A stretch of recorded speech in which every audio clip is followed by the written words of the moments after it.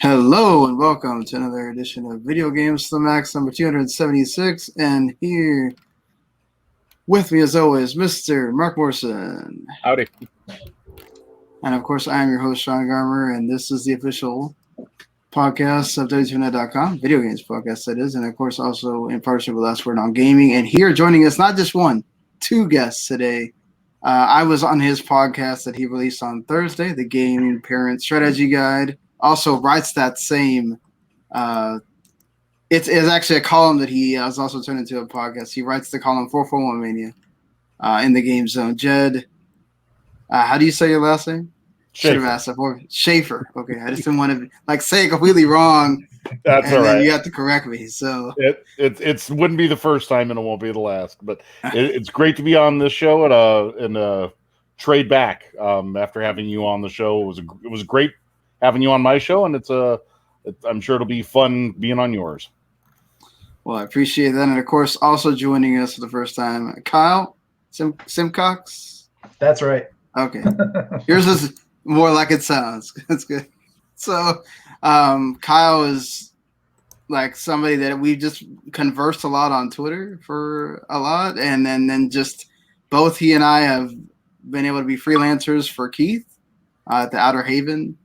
And Kyle just posted his Biomutant review over there, so you should go check that out. I'll put a link in the description.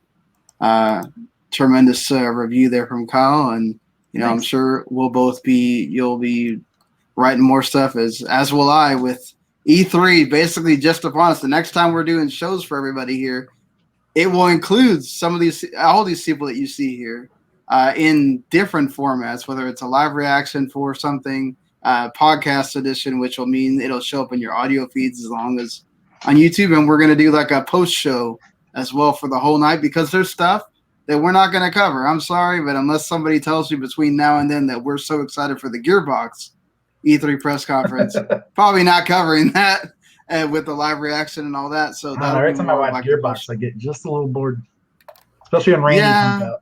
I'm like, oh God. Come on, who doesn't want to hear Randy Pitchford talk for an hour and a half? Gotta talk about doing magic. So I will admit the last one he did was pretty impressive. Yeah, that's true. I agree there. But and there's E3 is crazy. It's going to be crazy. There's too much stuff. There's so much stuff going on, and it's already started early. We're going to talk about an indie event that just took place yesterday. I still got the Battlefield 6 showcase happening, the Coke Media, which we'll have to talk about all the stuff they said it's not going to be there now. And is that how we're supposed to say it? Because that's not how I say it. I think that's it's supposed to be how you're supposed to say it. Coke Media. I think everybody has said it the way I'm pretty sure I'm thinking you're saying it at some point or another. And of course, that big Summer Games Fest showcase, which happens to freaking start right when I start working, which really sucks. I'm like, damn, you couldn't even do it the hour before I start working. So like on the way there, I can watch all the announcements. No, it's got to be. That's how life goes sometimes on that. So yeah, before we get started, I guess. I mean, before we start this whole shebang. Kyle, how about you get to start? Like, what are your gaming influence? What are the your favorite kind of genres of games? And that's a hard one to answer, because I play just about everything, unless it's like a sports or a racing game. Unless it's like Mario Kart. But I pretty much do anything like action adventure. I'm really into single player games most of the time. RPGs, but I'm more into Western than I am JRPGs. Yeah. Not saying that I won't play them, because I think that Like a Dragon is probably one of my favorite games right now. So yeah, I think all of us are on that same train. Like a Dragon was one of my favorite games of last year. I think Mark is still sort of playing it here and there. Yeah. Yeah. So, I mean, Jed, what are your favorite genres of games? Do you have any? Like Kyle said, it's kind of hard to pick because I run the gamut. I think the only thing that I don't play is anything from a first-person perspective. I can't deal with not seeing my character. But beyond that, I seem to gravitate a lot towards Metroidvania games. I like roguelikes a lot, especially when they have a really unique mechanic to them, like Rogue Legacy's generational mechanic with the genetic mutations that you can have. And even though it's not technically a genre per se, indie games, I really like the inventiveness that you find in the indie game market. They're so genre busting. They're things that you can't put into a hole, and I really like finding those little eccentric games that you can in the indie market. Yeah, man. I mean, that's why I wanted to. I didn't even know that, and I asked you to watch the. Well, thankfully, trailers exist where you can just watch the trailers. Because I felt bad. I was like, oh my god, he probably thinks I'm gonna make him watch that whole 5-hour thing. And like, no, I wouldn't do that to 5 hours. Yeah, there was a party going on at my house when that was happening, so I didn't get a chance to sit down and watch it. So I missed out that whole ride. Well, they also had a panel of also like black creators in gaming or whatever that was a part of that. So it's not just the whole like showcase or whatever. And then they also had developers talk. Oh, that's like I don't know if you saw it, that one that Xbox had like a month ago or 2 months, where it was like 4 hours long. Yeah, it's kind of like that. Like interviews and stuff. Okay. Mm-hmm. So that I didn't watch it when it was live either, and I was like, okay, I'm not gonna go watch that whole thing again because I'm not gonna talk about any of that stuff. So, and of course I'm talking about we're gonna discuss our favorite games from the Guerrilla Collective indie showcase. So you folks that apparently hate indie games, I'm sorry that probably turns you off. There are those folks out there that apparently AAA is all they play, and I get it. But man, there's so many things that indie games bring, like you say, Jed, that like you don't experience in the same way as you experience like I mean, think about, which is a genre that Mark likes as well, the roguelike or the roguelite.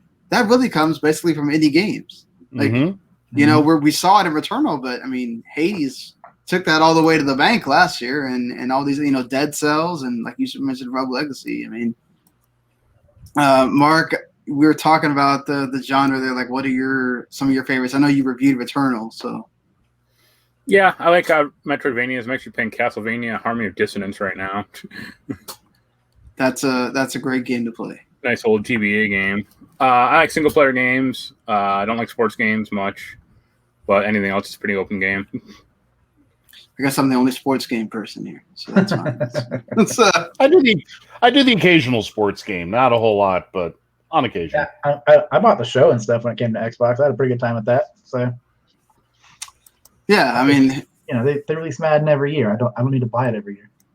I agree. That's that. You know, those games are like also like if Xbox were to make a big deal with putting Madden, the new Madden, on Game Pass, like close to when it comes out or something, I think they can make a lot there, because there are a lot of people in the same boat. I want to play it, but I don't want to spend $60 on the same game as last year. Well, just wait 6 months; it'll go down to $5. That too. Right. That too. Yeah. I mean, like, do you either one of you, I guess, Kyle, like, do you have somebody that got you into gaming, or is it just something that you did it by yourself, or? When I was young, my cousin had a Super Nintendo. I started with Mario, so that's how it happened. Or no, it was just Nintendo. She just had a Nintendo, and we played Mario. So, and it's like that ever since. Now I just play games. The entry drug for so many people, Mario. Who would have known that plumber was going to raise an entire generation of people that just very fun memories playing like that and Street Fighter with like a Game Genie. Oh. Of course, you have to have the way to get things easier. You know. Did you actually like master how to do a lot of those moves, or just? Nah, we just button mash as kids. So Jed, do you have like a system you started with, or The Intellivision. really? Yeah, I'm 44, so I go back a little bit. But yeah, my first system was the Intellivision. I was 5 or 6, give or take. And my parents got it for me because I was, we would go to the grocery store or we would go to the movie theater and there were arcades, and I always wanted to play one. And so, they'd go shopping and I'd sit there and pump $2 a quarters into Moon Patrol. And when, that was the time when Atari 2600 was huge. So they were like, well, if he loves video games here and we can get him at home, okay, let's get him one at home and that'll make him happy. And I was an only child, so I was going to be spoiled no matter what. So they got me an Intellivision. The next year they replaced it with an Atari 5200. And then it was off to the races from then. It was Nintendo, and then 16-bit era, 32-bit era. I mean, I've been gaming since, like I said, since 82 at this point. Well, hey, we got a news story that's going to make you pumped up about Atari later on. Yeah. Oh yeah, I've already looked at the document. I'm already rolling my eyes at that one. You know how many times the Atari VCS was supposed to come out by now? Like it's insane. That well, at least thing, I guess that thing has a more embarrassing development history than Duke Nukem Forever at this point. But will it actually, will it just come out and be a thing, or somebody will actually do something with it? And I wonder how long it's going to take where somebody breaks it and they just turn it into an emulation machine. That's already happened. People already have it.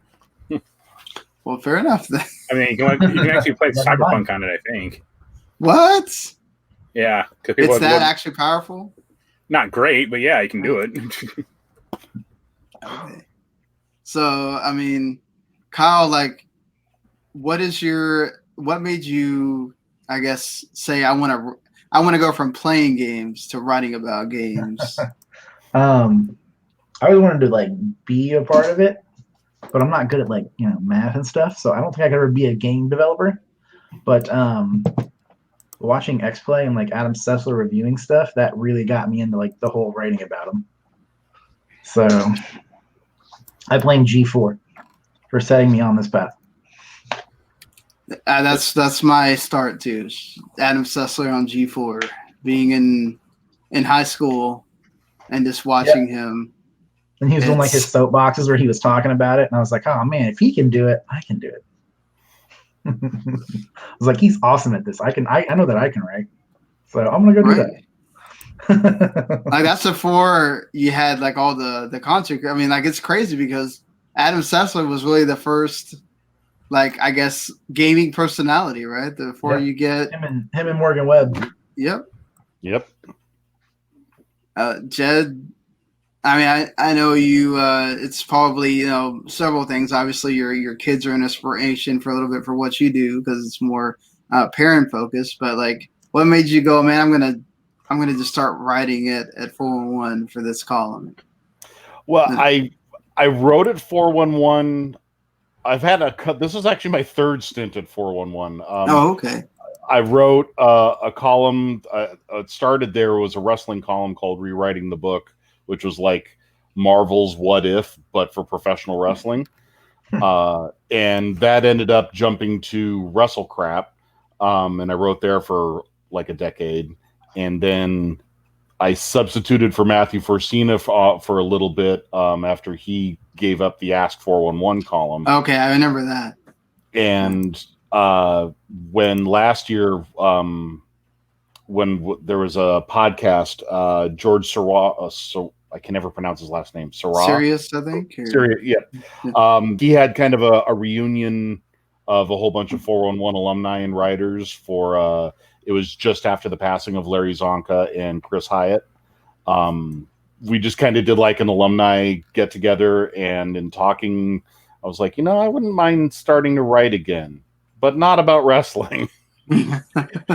I've done wrestling enough, and video games are something that I've loved forever. And like you said, my kids are gamers, and I'm still a gamer, and it just kind of snowballed from there that I thought, you know what, there needs to be something for parents out there who, whether they are gamers or not, somewhere they can go for parenting advice about gaming without being lectured or given, hearing a bunch of pearl clutching lunatics, blaming video games for all the evils in the world. So Right. that's kind of where it came from. Was I saw a niche. I feel like someone needs to fill it. Might as well be me. Oh, that's good, man. I think they had another article come out last week about, I don't remember which game it is, and I had no idea there was all these video game researchers. And I found it on Twitter. I was like, wow, okay. There's a whole subsect of people that you have no idea that there was actual like video game researchers out there trying to disprove all the terrible things that people try to pin video games for. Yeah. And it's interesting. And that's great. Like, that's great. There's going to be more of us, but I think we don't think about, thinking about doing it the way you are. Like, let's educate, but also inform in a way that so you can learn about games and learn what they are without also either being too hardcore on one side or being too cynical on the other, as a parent. Yep. And keep it light and humorous, because if you get too informative, it just sounds like a bunch of data being thrown at you, and people get, their eyes glaze over like Krispy Kremes if you do that. So every now and then I've got to throw in some type of stupid joke or a caption gag, and just to keep things light. It's those make you laugh. You do like break that out all of a sudden. It's like, okay, this is random, but it's funny. I didn't think about it too long. So, there is. I mentioned it with E3. There's so much going on. But Ubisoft always has an E3. We know that. Probably should have given them some time in their own podcast. But like, it's funny that like having this digital E3, it's like now it's Capcom deciding to do their own thing. Bandai Namco's getting into it. I mean, I don't really know if Take-Two's doing a show where they're doing that panel. Nobody can seem to figure out what it is. Even the Intellivision, as Jed pointed out, is going to be showing up at E3 because I guess everybody can now that you're not having to go to the actual building. Why not? And pay so much money, It'd be interesting to see if they do like a hybrid of this going forward. Like, before we get to talk about pre-E3 and E3 stuff, like, what do you guys think of the actual concept this year? Do you think we get like a hybrid of that in years forward, where some people decide to do digital and some actually go to the event? Or are we just going to go back to, okay, it's all in Los Angeles, you better all get to this convention center, this is how it's going to be? What do you think, Probably be a hybrid. Especially if they can find a way to charge developers and stuff to be there for it, as long as it's a digital event. Maybe not as much as they do in person, but if they can keep getting people to show up and be a part of it, it'll probably be a hybrid. What do you think, Jed? I think they'll try to make it a hybrid. I don't think it'll work, though. I think could be right. I think the online idea just, like, there's no need to be in person. I don't need, not that I've ever been to an E3, but I don't need to be on the convention floor to see Nintendo announce Metroid Prime 4. If they would just want to run a sizzle reel of that on YouTube, that's fine. I don't get anything from it being revealed at a big public event other than a lot of showcase and glitz and glamour that really just kind of distracts from the whole thing. So I don't know how many developers are even going to want to spend the money on that anymore. Like, to go out there, to set it up, to create all the reels, to bring in celebrity guests, all that stuff, when you can just cut a 20-minute or 30-minute video. Most of it is clips of new games and trailers. It's just, it's so much more of a cost savings, and it has the same effect. It's true. What do you think, Mark? I mean, I think they'll try to do digital, but it won't go well. And it's like, what's the point when every other game website is doing the same thing? Yeah, I think that there's a certain the big guys. Obviously, Sony and EA have already proved you don't need it, right? Like, they may keep doing their thing where EA goes over on the side and says, "All right, here's EA Play," and then Sony just doesn't even show up at all, and they do their state of play whenever they want. Nintendo at some point could decide not to do it as well. But I think for the smaller, the double A's and the indies, so much goes on behind the scenes that we don't get to see. Even if you go as media, there's certain things you don't see that the developers start the developers, right? And they figure out how to, let's partner up to make this game, right? And how you get some of the cool surprises happen at the previous E3 or the previous Gamescom or whatever. Actually being there in person and everybody talking to each other can actually help some of these games happen that we get to see later on. So there's a little bit of that I think why you would still need to go to Los Angeles or wherever they decide to have it eventually, if they ever get out of that, out of the convention center and have to have it somewhere else. But I think there will be more of there's certain things that we can provide online and give them both the option without, if you want to pay less, you can do it online, but you can't go to the convention center and you won't be seen there, but you can have your event or your press conference or whatever. So it's going to be interesting to see how this works for E3 because, I mean, like Mark just said, everybody can now do that without even having the E3 banner on it. So, that makes me think too. It makes me think back to the old day, the pre-E3 days when video games would be at CES. Yeah. And I mean, that was much more of a trade show. That was more about the industry talking to itself and, the business deals and networking. And, news would come out of it. There were game announcements, there were system announcements, but it was still more about the business in and of itself. So I wonder maybe if it kind of reverts back to that. Maybe E3 becomes more of a trade show and Sony does their state of play and Nintendo does their tree houses or their whatever they're called, live directs, and I think EA. Yeah, well, that's what E3 is supposed to be. Yeah. Yeah, I mean, it's still been that in a way, but they took that away from the press conferences. That's stuff that you do now behind closed doors, or you do for the media, but you don't do it at the press conference. People don't want it.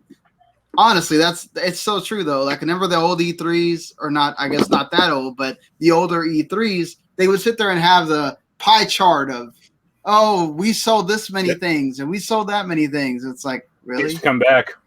Yeah.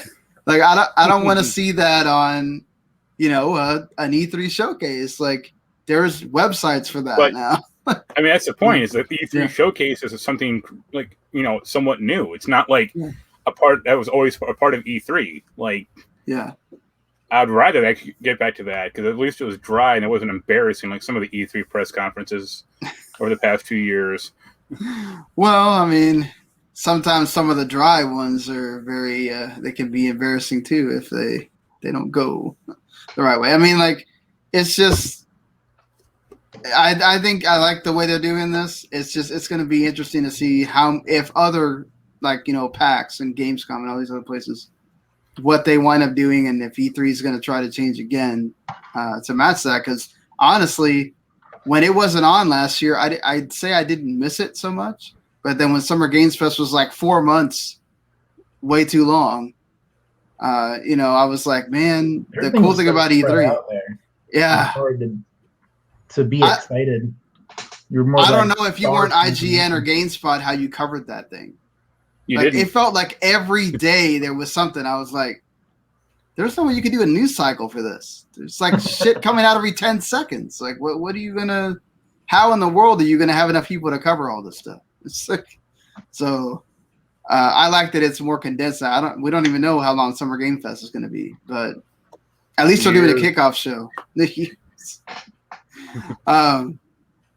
But yeah, let's talk about the pre-E thing that already happened. Guerrilla Collective showcase number 2, 2021. This is actually day 1 because there's apparently another day in the middle of E3 on June 12th. So they're trying to beat out WWE for like longest event, right? Yeah, exactly. So, I mean, we watched it. I know we got to have some favorite. Well, we watched the trailers. I watched only a few. I was not going to stick around for that BS. Yeah, I was like, no. It was really long. It's 5 hours long. It was and just watch the trailers. Yeah, that's what I did too. Yep. So, like, what are some of your favorites, Kyle? Like that you enjoyed watching? Or I wrote down a lot of stuff. But I thought Endling was really cool. That was like a pretty different kind of like survival game. You play a fox, you're taking care of little pups, trying to find. Yeah, that's cool. And the pups like gain abilities. Yeah, and stuff. So teaching them how to do things, and I thought that was cool. Like you see the one climb the tree. Tri-Fox was really cool, which was that twin stick shooter where you played as the talented fox, is what the description was. And he has jobs. Or a mage. You can combine those classes. And then there was, I mean, I'm not pumped for My Lovely Wife. That was weird. Yeah, that was, I don't know what that was, man. That was what I watched, and I was like, what is this thing? Summon demon women to collect carnal essences from other men and then murder them when they're done. So you can revive your wife. Revive your dead wife. It's like Shadow of the Colossus meets Tecmo's Deception meets Frankenhooker. And then there was the Beasts of Maravilla Island, which I thought that was cool. It looks like just kind of like a relaxing Pokemon Snap. Yeah. And then I guess as a last one, I'll say Omno was cool. If you like Journey, only I guess it's single player. So yeah, it reminded me a lot of Journey. Yeah, there's no meeting up with a stranger and just kind of walking up a mountain. But yeah, Journey I think was probably the cool one, or the Omno. What do you anything pop out at you, Jed, that you watched? You're like, I kind of want to play that now. Or? Yeah, there were a few. Let's see, to go through the notes here. Anno Mutationum. I'm not really sure how to say that one. The combat looked a lot like Strider, which I love Strider. So that got my attention.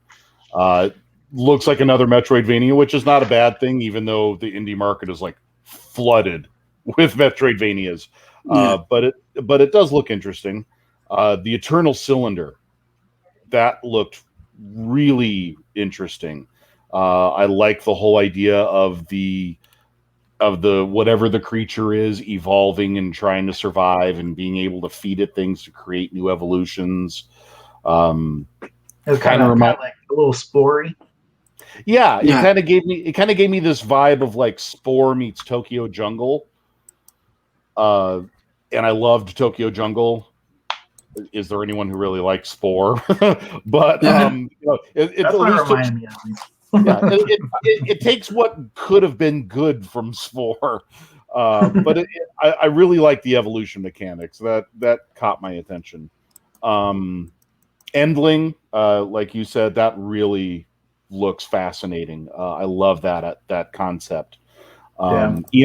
Eon Drive looked like another kind of hard as nails 8-bit style platformer, and I love the time loop idea of you have to find something in 30 seconds. Reminded me of Shovel Knight a little bit too. Yeah, reminded me of Shovel Knight or the AVG Endgame, or Super Meat Boy. Faster paced Mega Man. Yeah, too. And the last one I'll mention, even though they showed like zero gameplay, zero story details, zero anything other than weird cinematics and a title, Alfred Hitchcock Vertigo. Yes. The only reason that I'm interested in that is because I am a huge, unabashed Alfred Hitchcock fan. So the idea of taking Vertigo and turning it into a game is so bizarre and left field. But I have to know.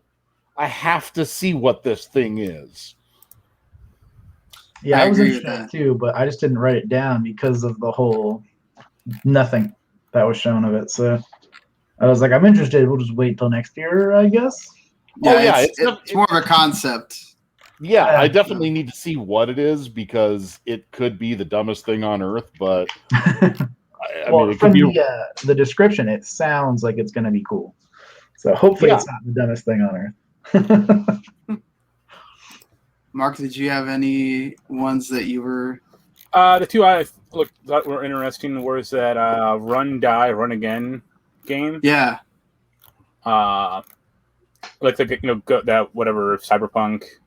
it's like Ghost Runner. Let's say Yeah, Run it's for Ghost the- Runner. Yeah. Yeah.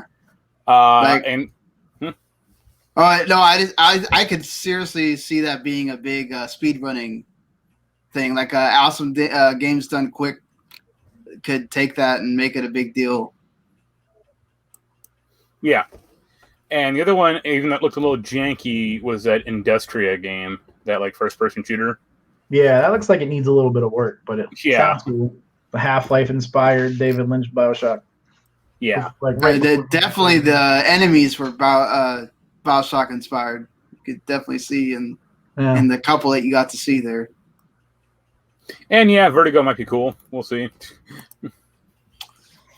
Yeah, Industrial was one of mine that I had was going to bring up. Glad Mark mentioned as well. El Paso Elsewhere was one of those that I liked. A lot of Max Payne influences with the bullet time and the Max Payne killing werewolves. yeah. I mean and I don't know that this is weird, right? This is the weird thing. Like, our retro is the 8-bit, 16-bit stuff that some of that we saw in here.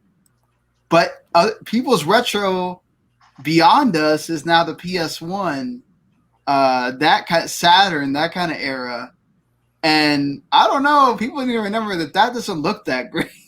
Yeah, I thought that was a ballsy choice. Like, I looked at that and went, okay, it's kind of like From Dusk Till Dawn, the video game, but if it was on the PS1, yeah, the look of it is just like, is anyone really nostalgic for that look?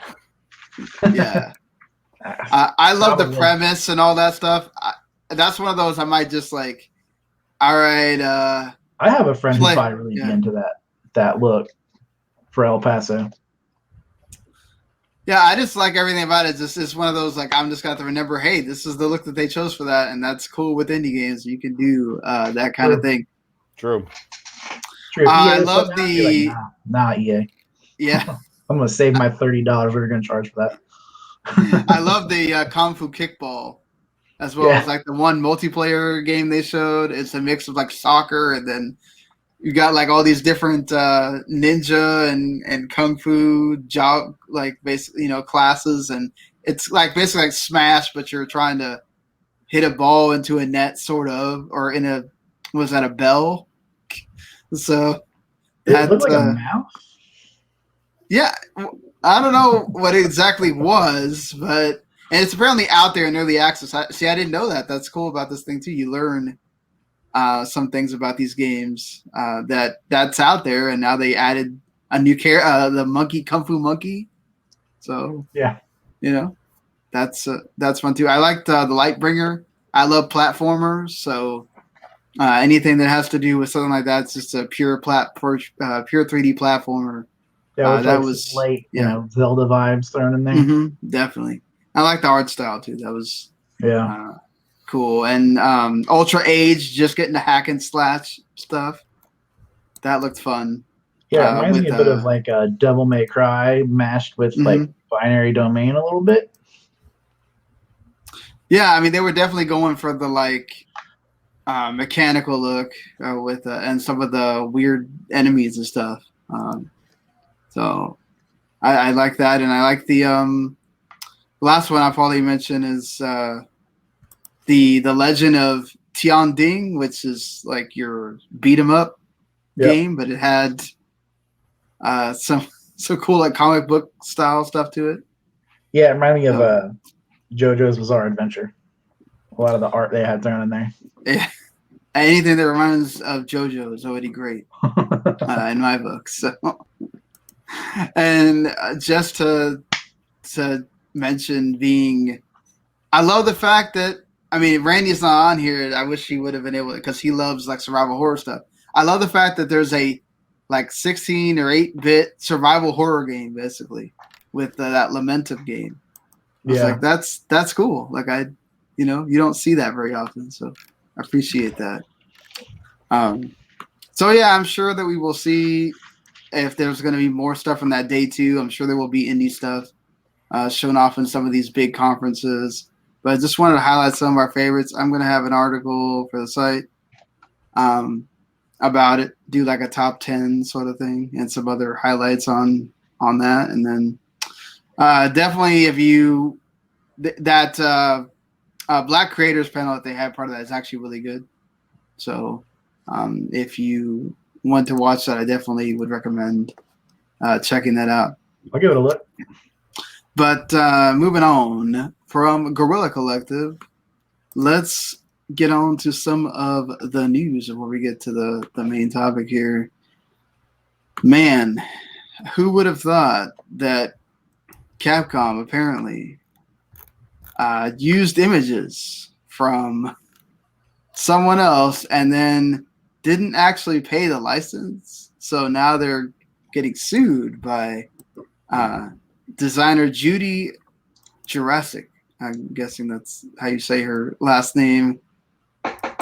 She wrote a book called Surfaces, which was published in '96. It has a collection of about 1,200 photographs that has textures and photographs in it. And it comes with a CD-ROM that you can pay to license the images. And apparently Capcom took like 80 of them and put them in various games, including the logo of Resident Evil 4. Supposedly, they didn't even change the file names. Like, really? Yeah, I just read that on Twitter from Sphere Hunter.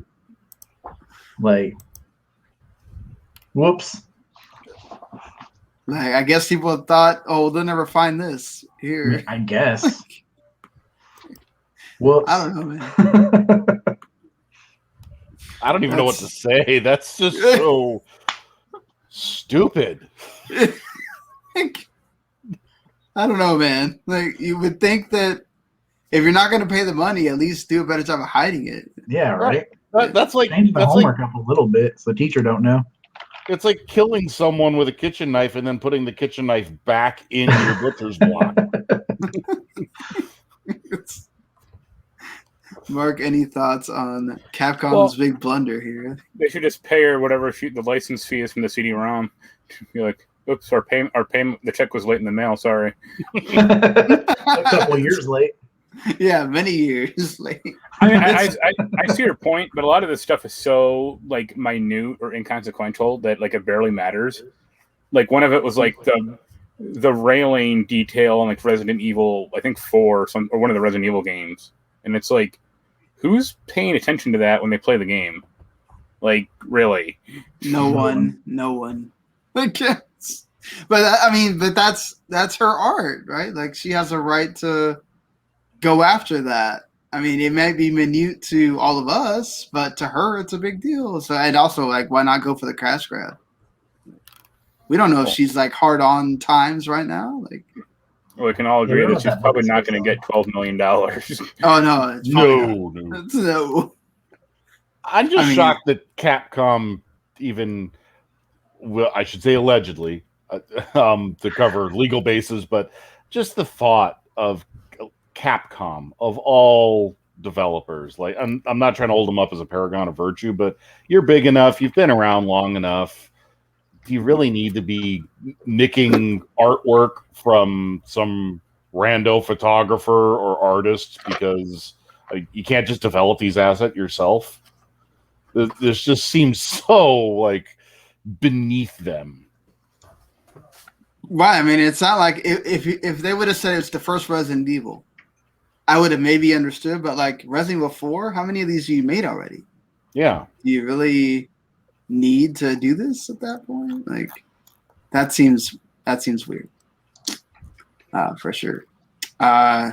Something that doesn't surprise me at all. It's like the thing that you know is inevitable, but you keep hoping that maybe you get surprised. God of War Ragnarok got delayed, guys. Like, who didn't see this coming? Delayed, though. I mean, come on. We all knew. No, we They should have knew. given a release date. Should have just teased it. Yeah. Right. I mean, they should have done the Horizon thing that they did last week, where it's just never give a release date. Yeah. You know, they know that excited about God of War, but they jumped the gun by putting that 21 in there. We all knew they didn't show anything. At least well, with maybe Horizon if Forbidden COVID, West, they showed the engine. And we knew what that was going to look like at least. I mean, COVID could have made it to where maybe they don't. I still think it's like the biggest thing is Cyberpunk now. Like, had Cyberpunk not had that blunder, I think we would still see games come out like that. But now it's like nobody wants to be the next one. Yeah, that was so a big you got to deal. make sure.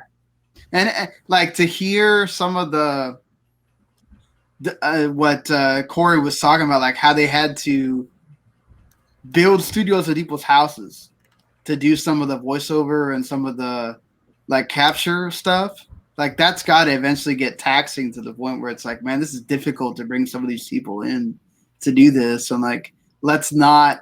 They could have done it, right? It's Sony. They could afford that stuff. But like, why put everybody through that work when you could just delay it and give people more time to do stuff? So, I mean, like, very good point. I guess the bigger thing is, how do you guys feel about cross-gen games now that we found out that both Gran Turismo 7 and God of War Ragnarok are coming to PS4?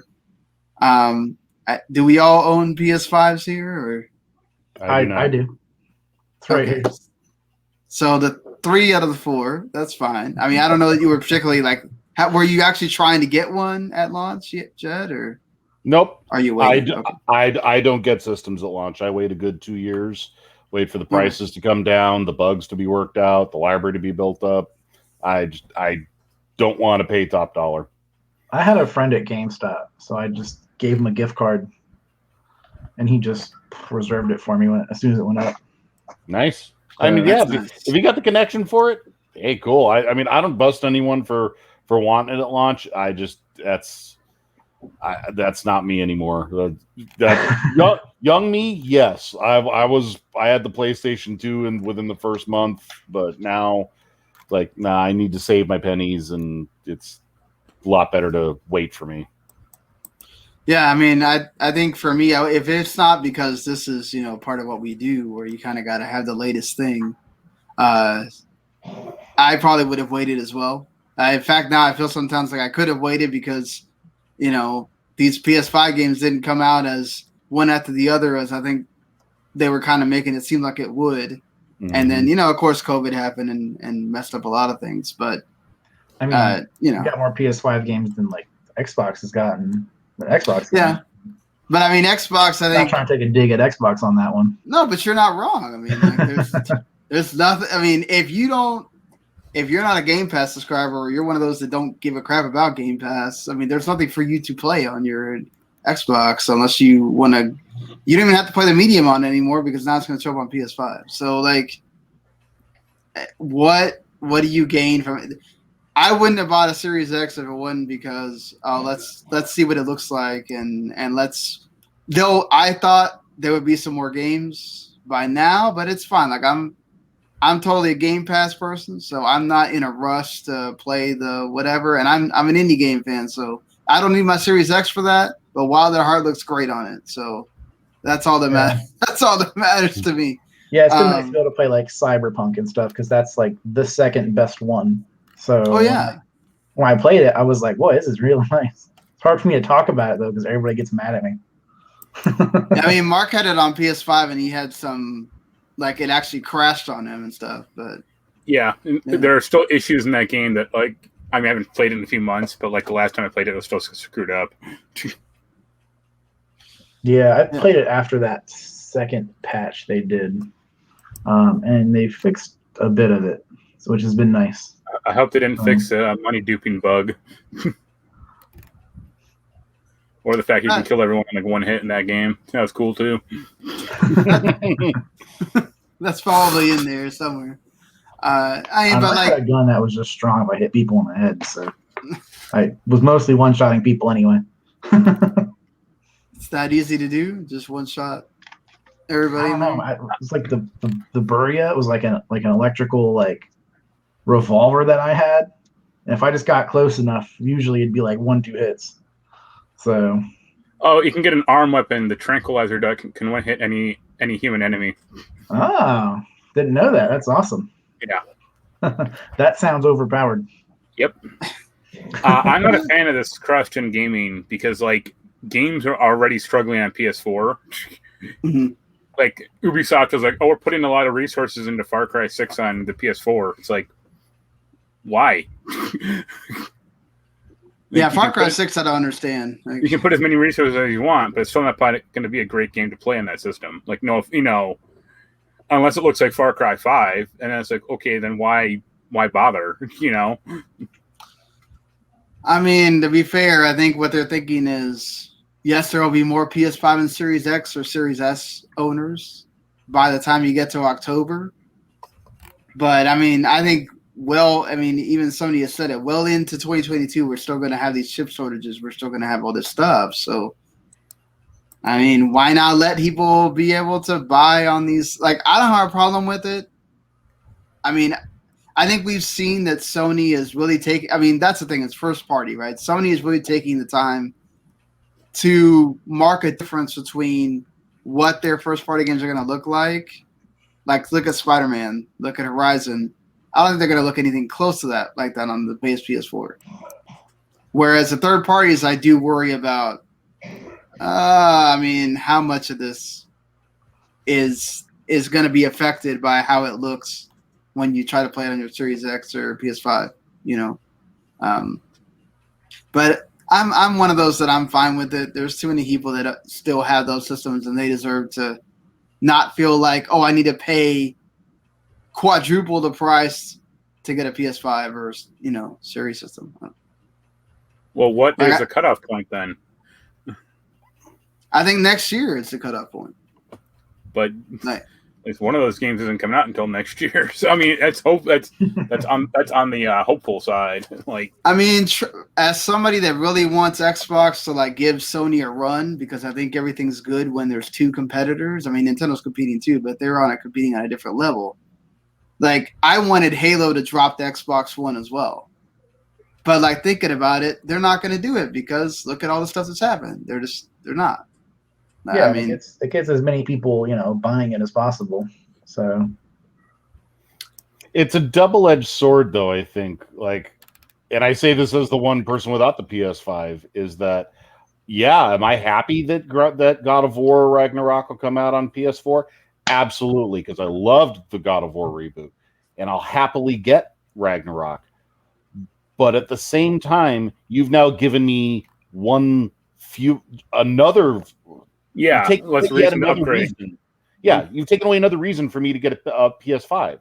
If you make that exclusive, okay, I'm going to remember that when I finally get the PS5, and that's going to be one of the first things I get. Now, okay, Spider-Man Miles Morales isn't on there. Ragnarok's not on there. Gran Turismo 7, Horizon Forbidden, whatever it's called. I can't remember. Forbidden West, thank you. Those are 4 huge marquee titles. You've taken away so many reasons for someone to get a PS5 at this point. Right now, the selling point's what? Returnal? I've heard it's a great game, but you can't make that the linchpin. It's like, in past generations, they would have some cross-gen games that is mainly like sports games. It was like EA supporting the Genesis to like 1998, and it's like, why are you making a hockey game in 1998 for the Genesis? But it's like, you know, it was a sports game that had basically no upgrades or like no new features. So why not? Or Just Dance, or EA is still cranking out like I think a Wii U FIFA game. It's called like FIFA Classic or whatever. But it's not like they didn't like make a Sonic game or like once the N64 came out, they didn't make another Mario game for the SNES. Like they moved on. But I think that's a little bit different just because Mario always kind of moves on. Like Mario is the thing that tells you we're in the any franchise. It's, once the N64 came out, the SNES was done. Yeah. Yeah, I mean that's that true. It's just I feel like we're blending so much now because of like people are demanding. Okay, look, imagine if you wouldn't have been able to play your PS4 games on your PS5. Like the extreme anger that would have happened. Look at what happened with 7 Remake right now. You can't play the Yuffie DLC even though that game originally came out on the PS4 because they wanted to be the showcase for the PS5, which I understand Square. If you're going to make a remaster, upgrade everything to integrate, give us a reason to play it on PS5, right? But look at all the backlash towards it of everybody that still has a PS4 that you can't get a PS5 right now, may not be able to get a PS5 for a while, and they can't play it. So sucks to be them. I mean, I don't. I mean, he's not wrong. 3 guys who have it, and 1 guy doesn't care. So it's immaterial to what other people want. Like, get on it. Right, but at the same time, you can't leave that market behind. Like you got in the show document. You can't build a community of over 110 million PS4 users and just walk away from it. From a financial standpoint, I get that. That is a lot of money that you leave on the table. Does it create a problem of when do you cut it off? Absolutely. I think another problem that they have created for themselves at this cross-gen thing, like when does it stop? Those stupid pro versions of the consoles that they released. The Xbox One X or whatever it's called, and the PS4 Pro, those made those took a lot of the strength and the draw out of the PS5 and the Xbox series because those now aren't generational leaps. They're not transformative. They're just iterative. Yeah, they're half steps. Yeah. So when did this generation start and stop at this point? I can't, like Nintendo, forget Nintendo. They're off schedule. They do whatever they want anymore. But they don't care. They do their own thing. It's Nintendo. Right. Which good for them. Let them have their own niche. They're good at it. But Sony and Xbox have completely blurred the lines of when the generations start and stop now. So I almost kind of feel like, you know what, you did this to yourself. You're gonna have to support both generations for a ridiculous amount of time, or you're gonna have to cut one off, and neither one of them are really all that feasible, but you did it to yourself. To be fair, Sony and Microsoft have both already cut off production of the One X and the PS4 Pro. So like they're not letting you buy any new ones from a store. But there's already so many more in the market. I mean, right. I understand, but I'm just saying, like, and there's also evidence and there's sales figures to show that it's not like everybody went and bought a PS4 Pro. That's a small segment of people that went and bought a One X or a PS4. Now, for Microsoft, there's a bigger on the One X because a lot of people didn't buy the Xbox One because of the bad karma that it got. But the PS4 Pro, it was not a huge segment of the population that went and bought a PS4 Pro as well. It's a small amount because not everybody has 4K TVs. Not everybody has 4K TVs right now. So, and most people probably realized it was a half step and were like, "This is dumb." Waiting for the next number. It's funny because this is a debate that's going to go on, and it's like Mark has a good point in that the further we get, right? When do you stop? Is God of War Ragnarok the last one? It should be. Or hopefully it is. It probably will be. I mean, usually there's a good 2 or 3 years, or at least third-party developers are putting out, the last generation games. So plus, God of War is always the last game on a PS console. It does seem to have become their tradition. Yeah.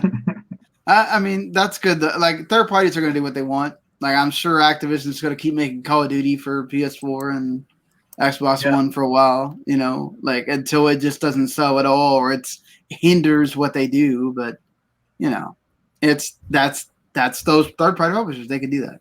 So, I like that we got to get into a little bit of a debate there. So, I mean, Mark, you being a guy that likes Saints Row, we joke about Dead Island. You kind of like Metro. We joked about the nostalgia factor of Time Splitters and really not being maybe good. hitting, yeah.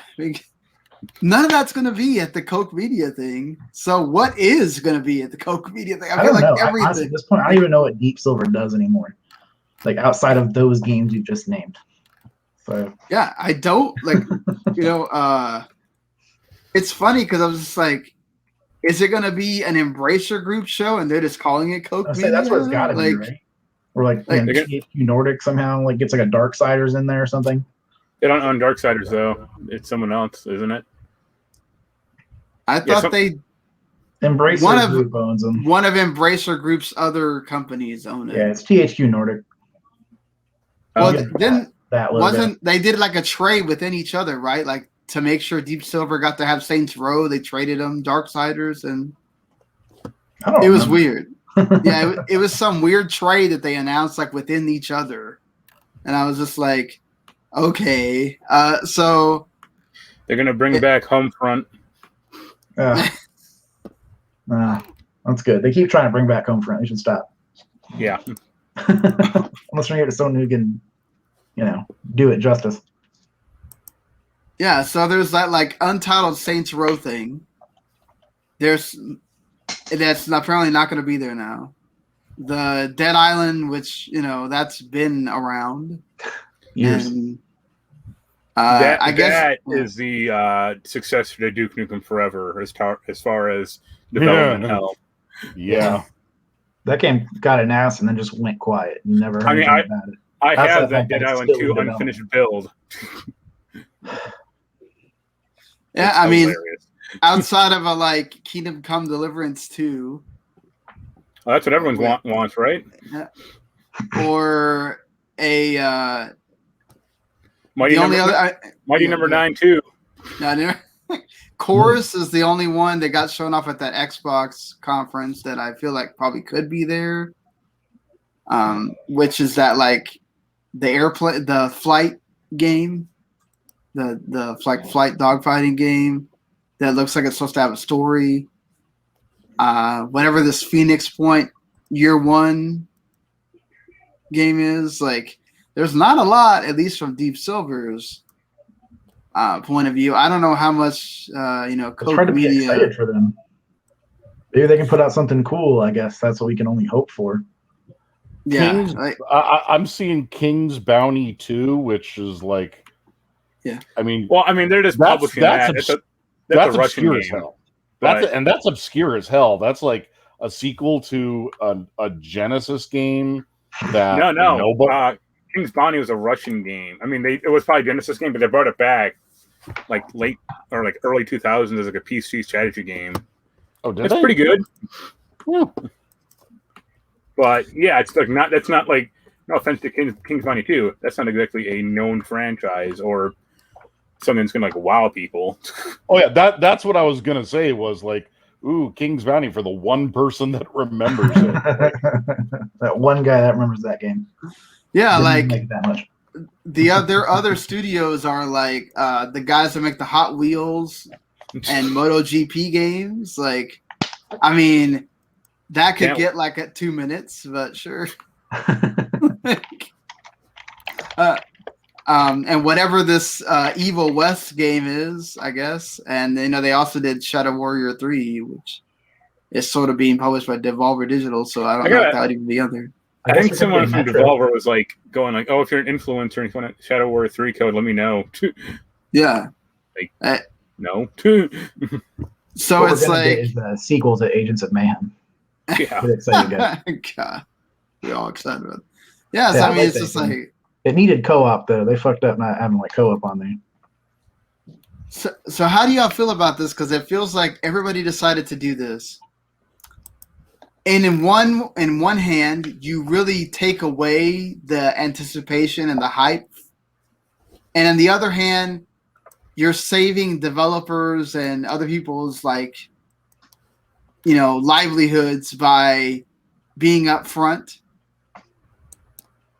So how do you feel about should these companies come out and go, well, this is what's not going to be here? Yeah. It's better to be honest about it, because then you have all the weirdos on the internet on Twitter just gonna send you death threats for not bringing, I would say sure, because then you can completely ignore it. Yeah, exactly. You're not gonna sit down and watch it and not. Yeah, saves me the trouble of watching the stupid thing. Yeah, go ahead. Sorry. There's always a contingent. I mean, no matter who it is, whether it's Deep Silver, whether it's EA, whether it's Nintendo, whoever, there's always a game that that someone is expecting to see at one of these press conferences that doesn't appear, because whether it's off of a baseless rumor or whether it's because it got teased last year and you're hoping for an update and it doesn't happen. And then that small vocal contingent of fans is going to get royally pissed off. Yeah. And Metroid Prime 4, perfect example. They dropped that title card 4 years ago, and it's been radio silence other than we've restarted development from scratch. So that's all we've gotten for it. So maybe from one standpoint, it's better to just be upfront and go, none of these are going to be here. Don't get your hopes up. But at the same time, like Mark, I'm a huge Saints Row fan. To find out that there's no news of Saints Row, it was heartbreaking. I'd rather have my heart broken that way. Yeah, it's like, all right, I'm checked out. I don't care what the rest of your press conference is. No Saints Row news, no care. I got 5 words for you. Deep Silver announces Shenmue 4. That would be really weird. I guess you could pull that one, but doesn't he have 30 million chapters of that thing left? End with a cliffhanger, he's still trying to get revenge for his father. Yep. Oh my god! Isn't that only 5 books or whatever, and there's 30 books left? No, I think there's supposed to be 13 chapters, and I think I don't know what Shenmue 3 was, but Shenmue 2 is supposed to be chapters 4 through 8 or something, or whatever. I swear they said it was more than that. I don't know, but he may have wrote more, but that was initially the plan.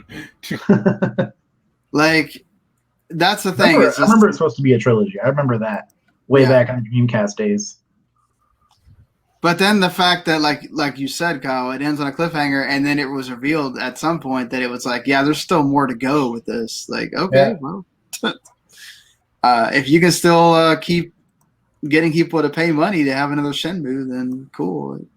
But I think I'm fine with something with Koch Media doing that. But man, hearing Square Enix tell me that basically don't expect anything Final Fantasy, really dampened basically they made it seem like it's going to be a lot of the stuff you saw already at the other showcase. Forspoken, Life is Strange. The biggest thing. The title card thing now. I remember now. Yeah. The biggest thing I can only assume we'll be back. Oh God, I hope not. It's on that thing. The biggest thing is supposed to be the Guardians of the Galaxy game. Nope. I'm good. Yeah. They're not gonna get the talent from the movie. You know that. No, they're not. And so what the hell's the point? Same reason why they made Avengers, because people, they want to waste more money. I have fun playing Avengers. I don't think it's great, but I enjoy Avengers. What do you think about the way they changed the leveling up system? It's like the Paragon system, basically. You max out and then you can pick stuff afterwards. No, it was people saying, or the one of the game developers oh, leveling up is too easy. We're gonna make it harder. Oh yeah, no, that's still pretty easy, honestly. I played the Hawkeye one and hit 50 or whatever it is in 2 days. So it takes no time still. Okay. I didn't know doing if that it in like was. a day. You do it in 2 days. So it's not much difference. Okay, that's good to know.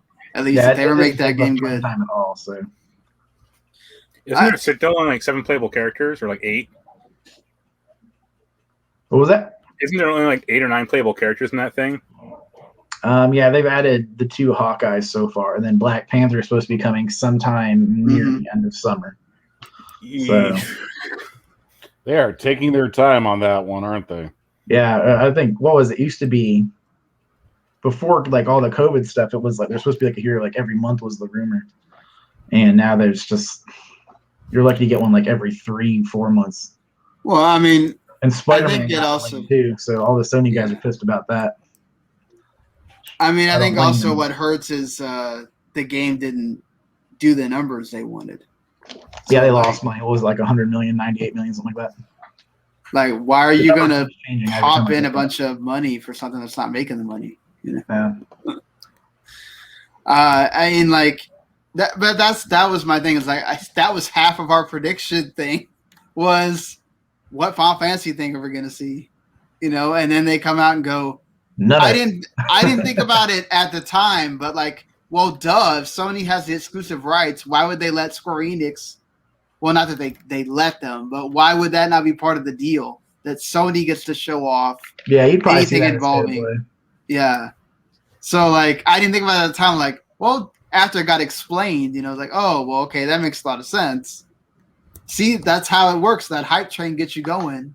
And yeah, I was all hyped, like, oh man, Square Enix is my favorite one. We're gonna see this, this, and this, and then see, Square Enix just tempers your expectations right down. Like, be ready because it might be a lot like the spring showcase, where it's not a whole lot of the stuff that maybe you're really pumped about. But I mean, maybe that means you can still see something Kingdom Hearts related. I guess maybe.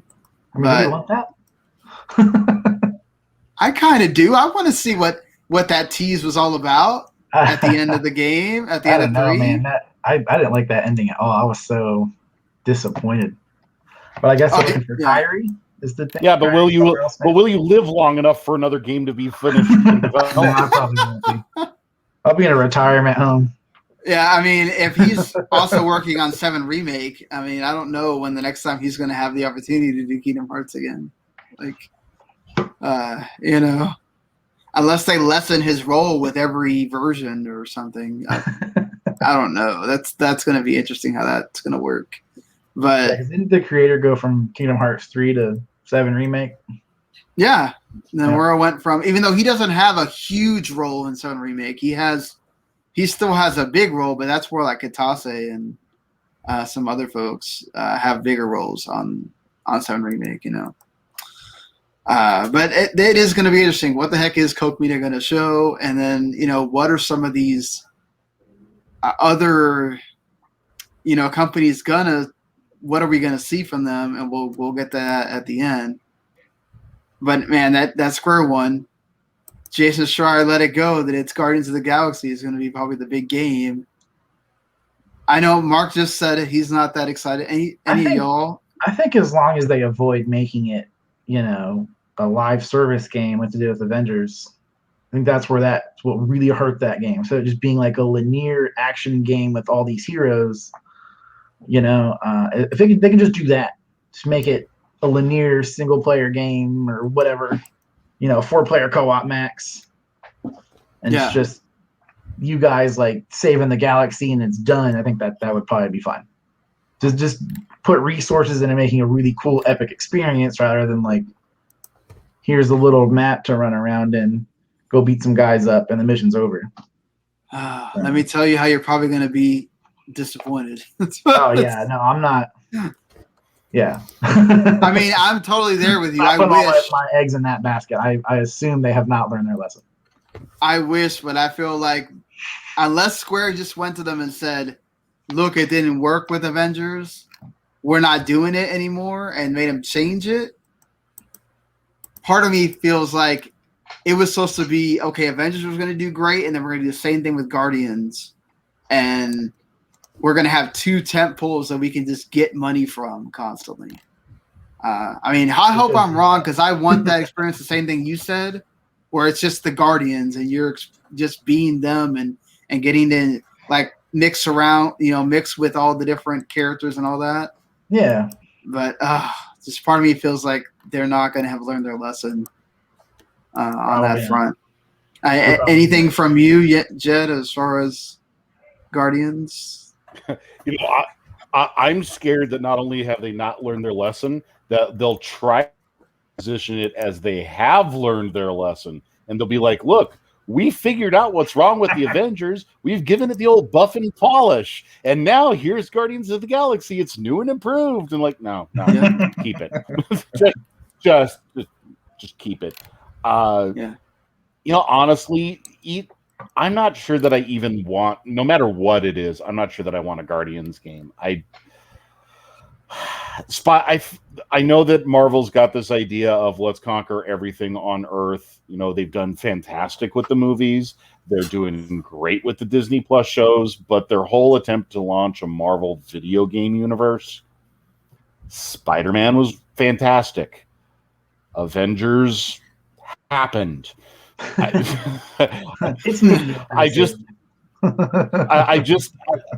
think this might just be a battlefield they can't win at. Like, I don't know that every comic book property can be turned into a good game, and I don't know that Guardians is one that needs to be a game.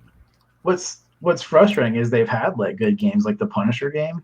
They had that game was awesome. But that was 15 years ago. Yeah, I know. That's what I'm saying. They need to make more stuff like that, or more stuff like Spider-Man. Well, and I think the Iron Man game was fine as well. That'd be sweet. Or a Daredevil. That'd be awesome. That's the thing, though, is like Spider-Man was good because you already had a lot to go from, right? the other games, what Spider-Man did, and then you figure out what didn't, and then they just kind of made the perfect Spider-Man game, mostly. Well, Spider-Man is also good because it wasn't part of the MCU. They were allowed to be creative. I mean, that's what's kind of killing the Avengers, and also it killed Marvel vs. Capcom Infinite. Yeah, it's because they're so trying to tie it into the movie universe and the costumes, and it's like no, people don't want that. Well, I think that's the big thing with the Avengers game is that it didn't. Everybody was upset that it wasn't Robert Downey Jr.'s face. Right. They only just introduced the MCU costumes from Endgame. A month or two. Yeah, I mean, it's not. It wasn't tied to the MCU, but also like that game was so bereft of like imagination. Yeah, it's like you have all these Avengers. It's pretty generic. Yeah, like Avengers in like the comics, and it's like okay, in this game you have the 5 or 6 Avengers from the films, and that's it, at least initially. And it's like, what? Like, why not have some like other characters in here? Or, not having Hawkeye in it at launch was weird too. Like making 2 Hawkeyes the unlockable heroes, like as DLC, that was weird. They went from Kate to Clint, and that was weird. It's also weird to me. Like, it's just that's the thing is, you need to find out what works for each of your properties. You don't need to make each one of your. Hopefully they do that with Guardians, but it makes me think that they won't, in that like Guardians should be the game that you were talking about, right? Like that's why I think Guardians sort of worked as a Telltale game because they have the characters to go with that. They have a richer story that's like more about them, whereas Guardians has enough like people that you can push into Guardians that they could also make it a service game, and that's what I feel like they're going to try to do again. And just be like, oh, but this one's got the Guardians in it, and like Jet said, it's got the original everything. Guardians in it. Yeah, you want to play as Yondu? Sure. It's like, but that's coming out in 6 months from now when we think we fixed the game, right? I don't know. A playable Karen Gillan sounds pretty appealing to me. She'll be the only one that they could probably get, other than Batista, for Drax to be in it. I mean, the other ones. Oh, they can get Vin Diesel, trust me. Yeah. Well, yeah, especially because you're not showing his face. Yeah, I'll show for like a half day's worth of work of just seeing Groot, and that's it. And they're like, here's your paychecks. And he's like, all right, thanks. I'm going to go film my Dinosaur Fast movie now. Yeah. Another Fast 10, whenever we get to that. Fast 10, Back to the Future. So, I mean, yeah, we'll see what Square Enix winds up giving us with that. But Marvel, hopefully, with Disney, the way that they're learning with the TV shows and the movies, hopefully at some point somebody will get into that knows about games and be able to, find the Kevin Feige of games and have them run the Marvel game division or something. Yeah. Whoever that is. Someone who knows what they're doing. The Firaxis one sounds really weird. Yes, so that's another thing is controlling the Hulk and being like, all right, you move up 3 tiles and then fight. Oh, no, he'll be like the tank of the bruiser. Like that's not actually hard to figure out at all. Yeah, no, like that's the thing is this Marvel Firaxis, XCOM game basically that got leaked. That actually doesn't. That's like a pivot that sort of can work, right? They can also monetize the shit out of it. Dumb, maybe, but I think it should not be about Marvel superheroes. Like maybe make them like guests or like special units that show up. And instead you have like you're like Shield, you're like a part of Shield or something. You're taking on like AIM or whatever, Hydra, and then like, hey, Iron Man's showing up to help us, and he's like the special hero. That would be cool. Give us like, I don't know parts of the Marvel universe that aren't what we always get. I could see it the other way. You have like one agent character, like that you create, and then the other characters like the superheroes. Yeah, that'd be cool. Yeah, I mean, I feel like they have to though, because it's like they're trying to establish everything, right? It's like the movies. You got to go with the heavy hitters first, and then as you wade into the water and get success, then you can start throwing out the B and C and D tier ones. Like, I'm okay with this kind of thing. It's just if you have XCOM with Marvel heroes, and they can somehow still make it difficult and believable, right? Like you're not getting beat up by a bunch of robots again somehow, and you're Hulk and you're getting whooped because it's an XCOM game, so it has to be hard. Yeah. For you, it'll just be like every character, every bad guy has like the ISO 8 ammo gun or something. That's why it can damage your character. Yeah. I mean, this will basically be like that Mario game, the Ubisoft, Rabbids game. That game was fun. I like that game a lot. It actually was hard. It runs off a Snowdrop engine, which is kind of crazy. It is. It's crazy. Of course, NBA 2K22, which I'm psyched as a Mavericks fan that Dirk Nowitzki is going to be the cover athlete, possibly. That's cool. There's a possible Borderlands spin-off game, which I guess that's why you have Gearbox do a show. Please don't. Talk about.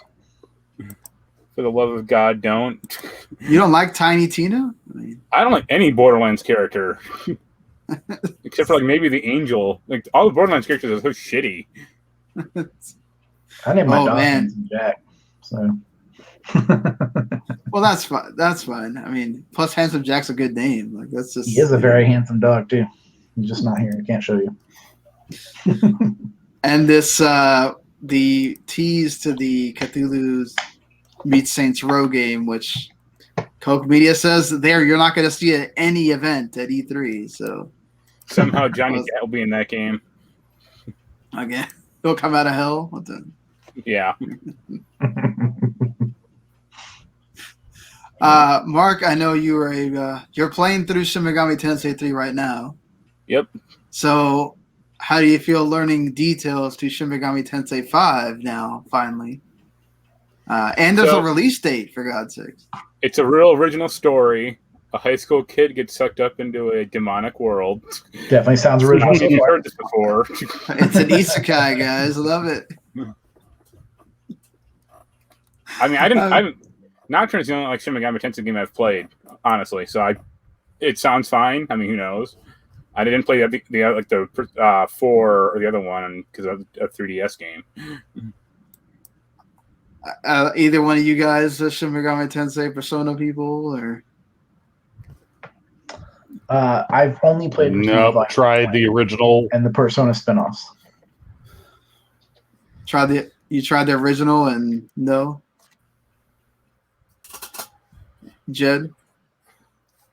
If you had a copy of the original, I might buy it off you. The original Persona. Yeah. Well, I mean, I'm sure it's good that it's out there. Like, I think a lot of people were sitting there going, "Are we going to wait another year for Shin Megami Tensei 5 to come out?" And now that it has a release date, I guess that's a good thing for that. And Yuji Naka, sadly, no longer at Square Enix after the blunder that was Battleland Wonderland. I didn't play that game, but watching all the videos for it was enough. that was bad. I legit didn't even know that the game existed until I saw Matt McMuscle's What Happened video on it like a month ago. And yep. I was like, oh, okay, this thing happened. And it looks mediocre. All right. Yeah, I watched the video game Donkey play. That's what I was watching. I just saw so many like read reviews, and then I played the demo too, and I was just like, "Oh my god, this is not great." Man, you want to love it because Yuji Naka can make it, but gosh, no, I think it doesn't matter of like, his design, or they just didn't have enough money for it. I mean, that's kind of the issue. Well, he said they didn't put a lot of money into it. He asked, and they definitely see it. Yeah. It looks like it should be from like a generation ago. Yeah. And that's not great when you're basically coming in with PS5s and Xbox. Well, that was like that Rodea the Sky Soldier game that he made. Like, when he bought that, he had like the Wii and the Wii U version. Mm-hmm. And I was like, that's weird. And like the Wii but that version game sort of has like a cult following, but like that, I don't really know anybody that goes, "Oh yeah, Battleland Wonderland." People are just missing the boat on it. Yeah. Apparently, it was supposed to have like a couple dozen different characters that you could swap in and out of on the fly, and each one would have a different power, and that would be contextually useful for the area. And it was like he had a lot of grandiose plans from what I've seen, and the publisher was just like, no. Well, we're already taking a huge freaking risk on you and your cutesy little platform action game in an era where those really only work on Nintendo. So be lucky with the table scraps that we're giving you. Mm-hmm. Yeah, Go away now. Happened at Square Enix too, apparently. Yeah, we have to dump more money into Avengers and Guardians first. Sorry. Yeah, it's sad. Money well spent. Such a legend like that, and he has to just go out that way. He says now he's going to retire, possibly. Yeah, I thought that was funny because he's like, going 55, and I'm like, Miyamoto's 68. Like, But that's what success does for you. You can keep doing that thing till you're 80 if you're doing great every time. But man, when you're regarded as like the visionary of a company, it's probably a little easier to keep going. Yeah, or just. Not just the company, of video games in general. I mean, like, how many times do you watch a documentary and go, Shigeru Miyamoto saved video games? Like, just having that title alone, like, makes you forever etched into. I mean, yeah, Yuji Naka with all his legendary status as well. But like, I can understand. Yeah. Where do you go from here, other than try to get a job at Nintendo? Patreon? They love that stuff. That's true. But will Nintendo give him the money to do it? That's the thing. Put him in charge of like a Mario. He could do it. So we mentioned this. We joked about it. The Atari VCS is coming. Why the hell would you have it come out the last day of E3? I don't know. Like, it worked well with Sega Saturn.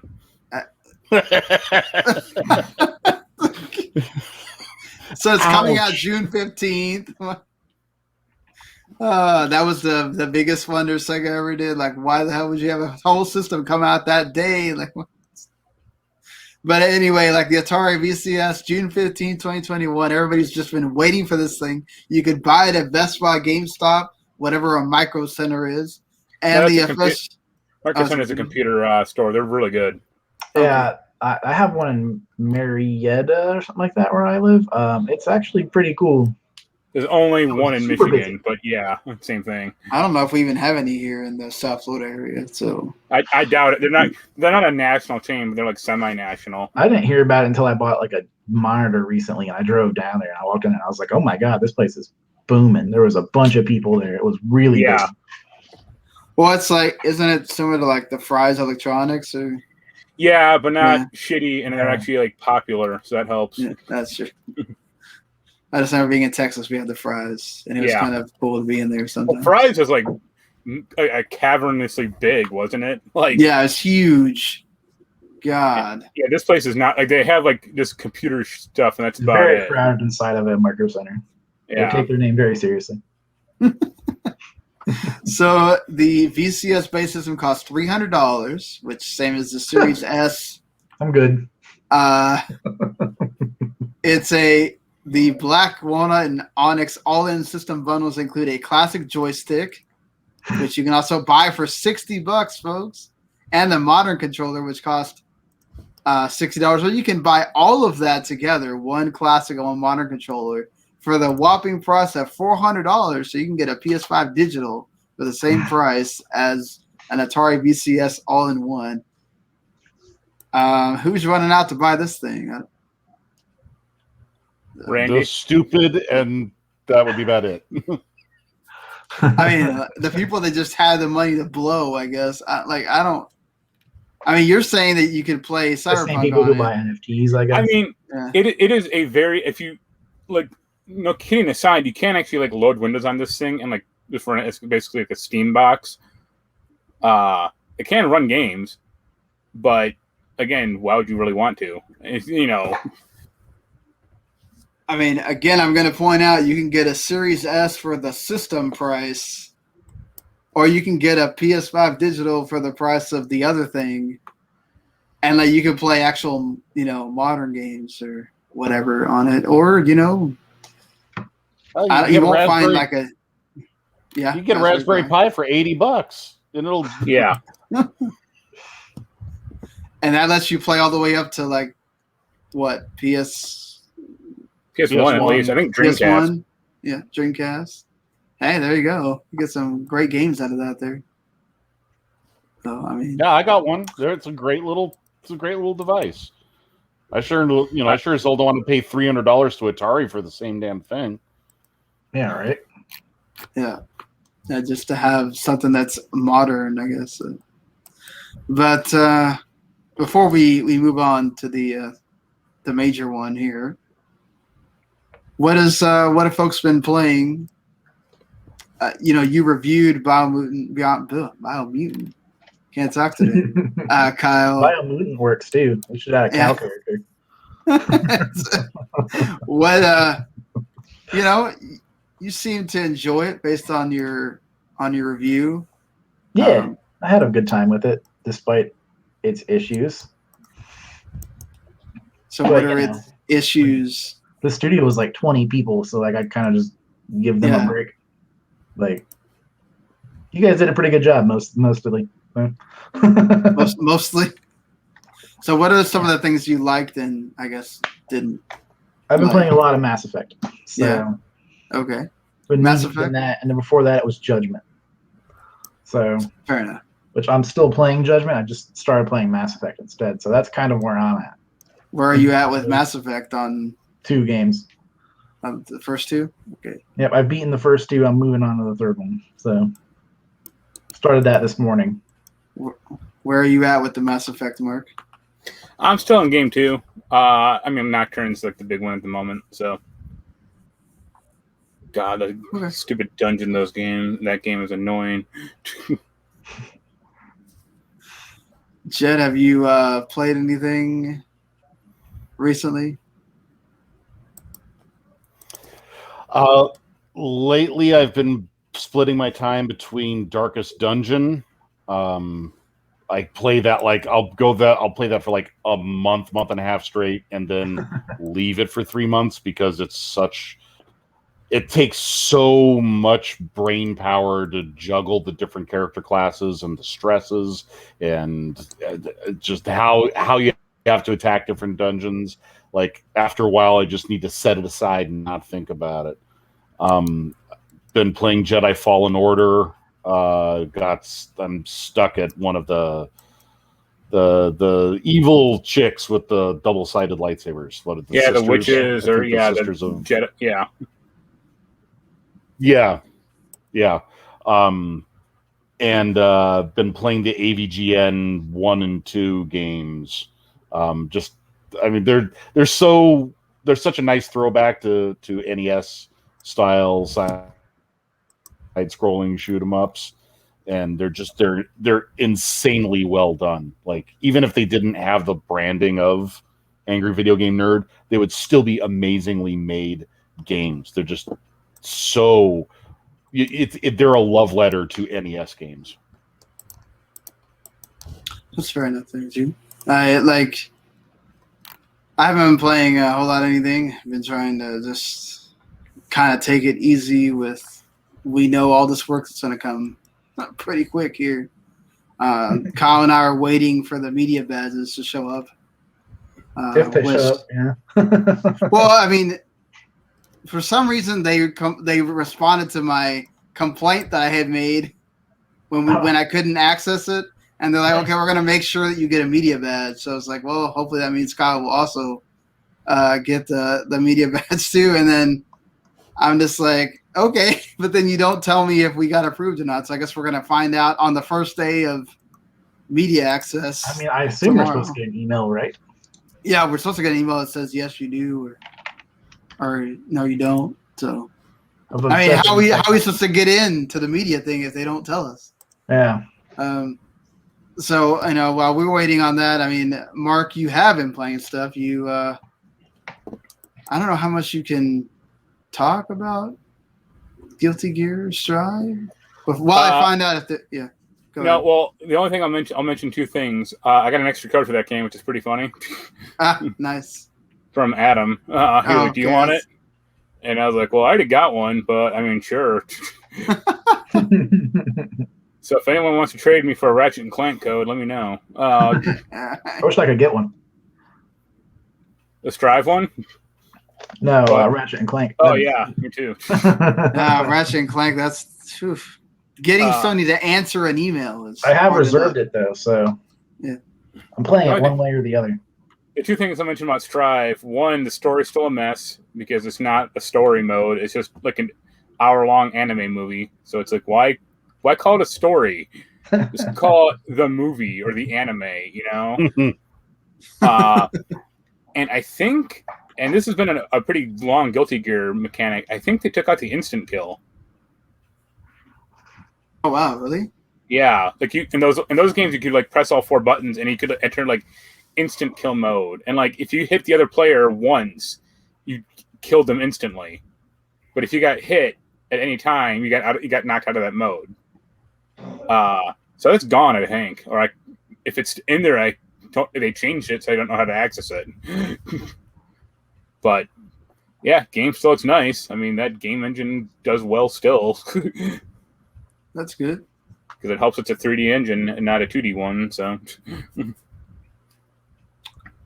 Yeah. And Operation Tango is pretty cool. I think you just can't spoil stuff. Is what the embargo says. Oh, I won't get into why the story's dumb then, but it's a Guilty Gear game. No. So Okay. Yeah, rest assured, it's dumb. So embargo lifts in like 2 days. So yeah, we'll see. Well, don't worry. We can begin our Guilty Gear spoiler cast then.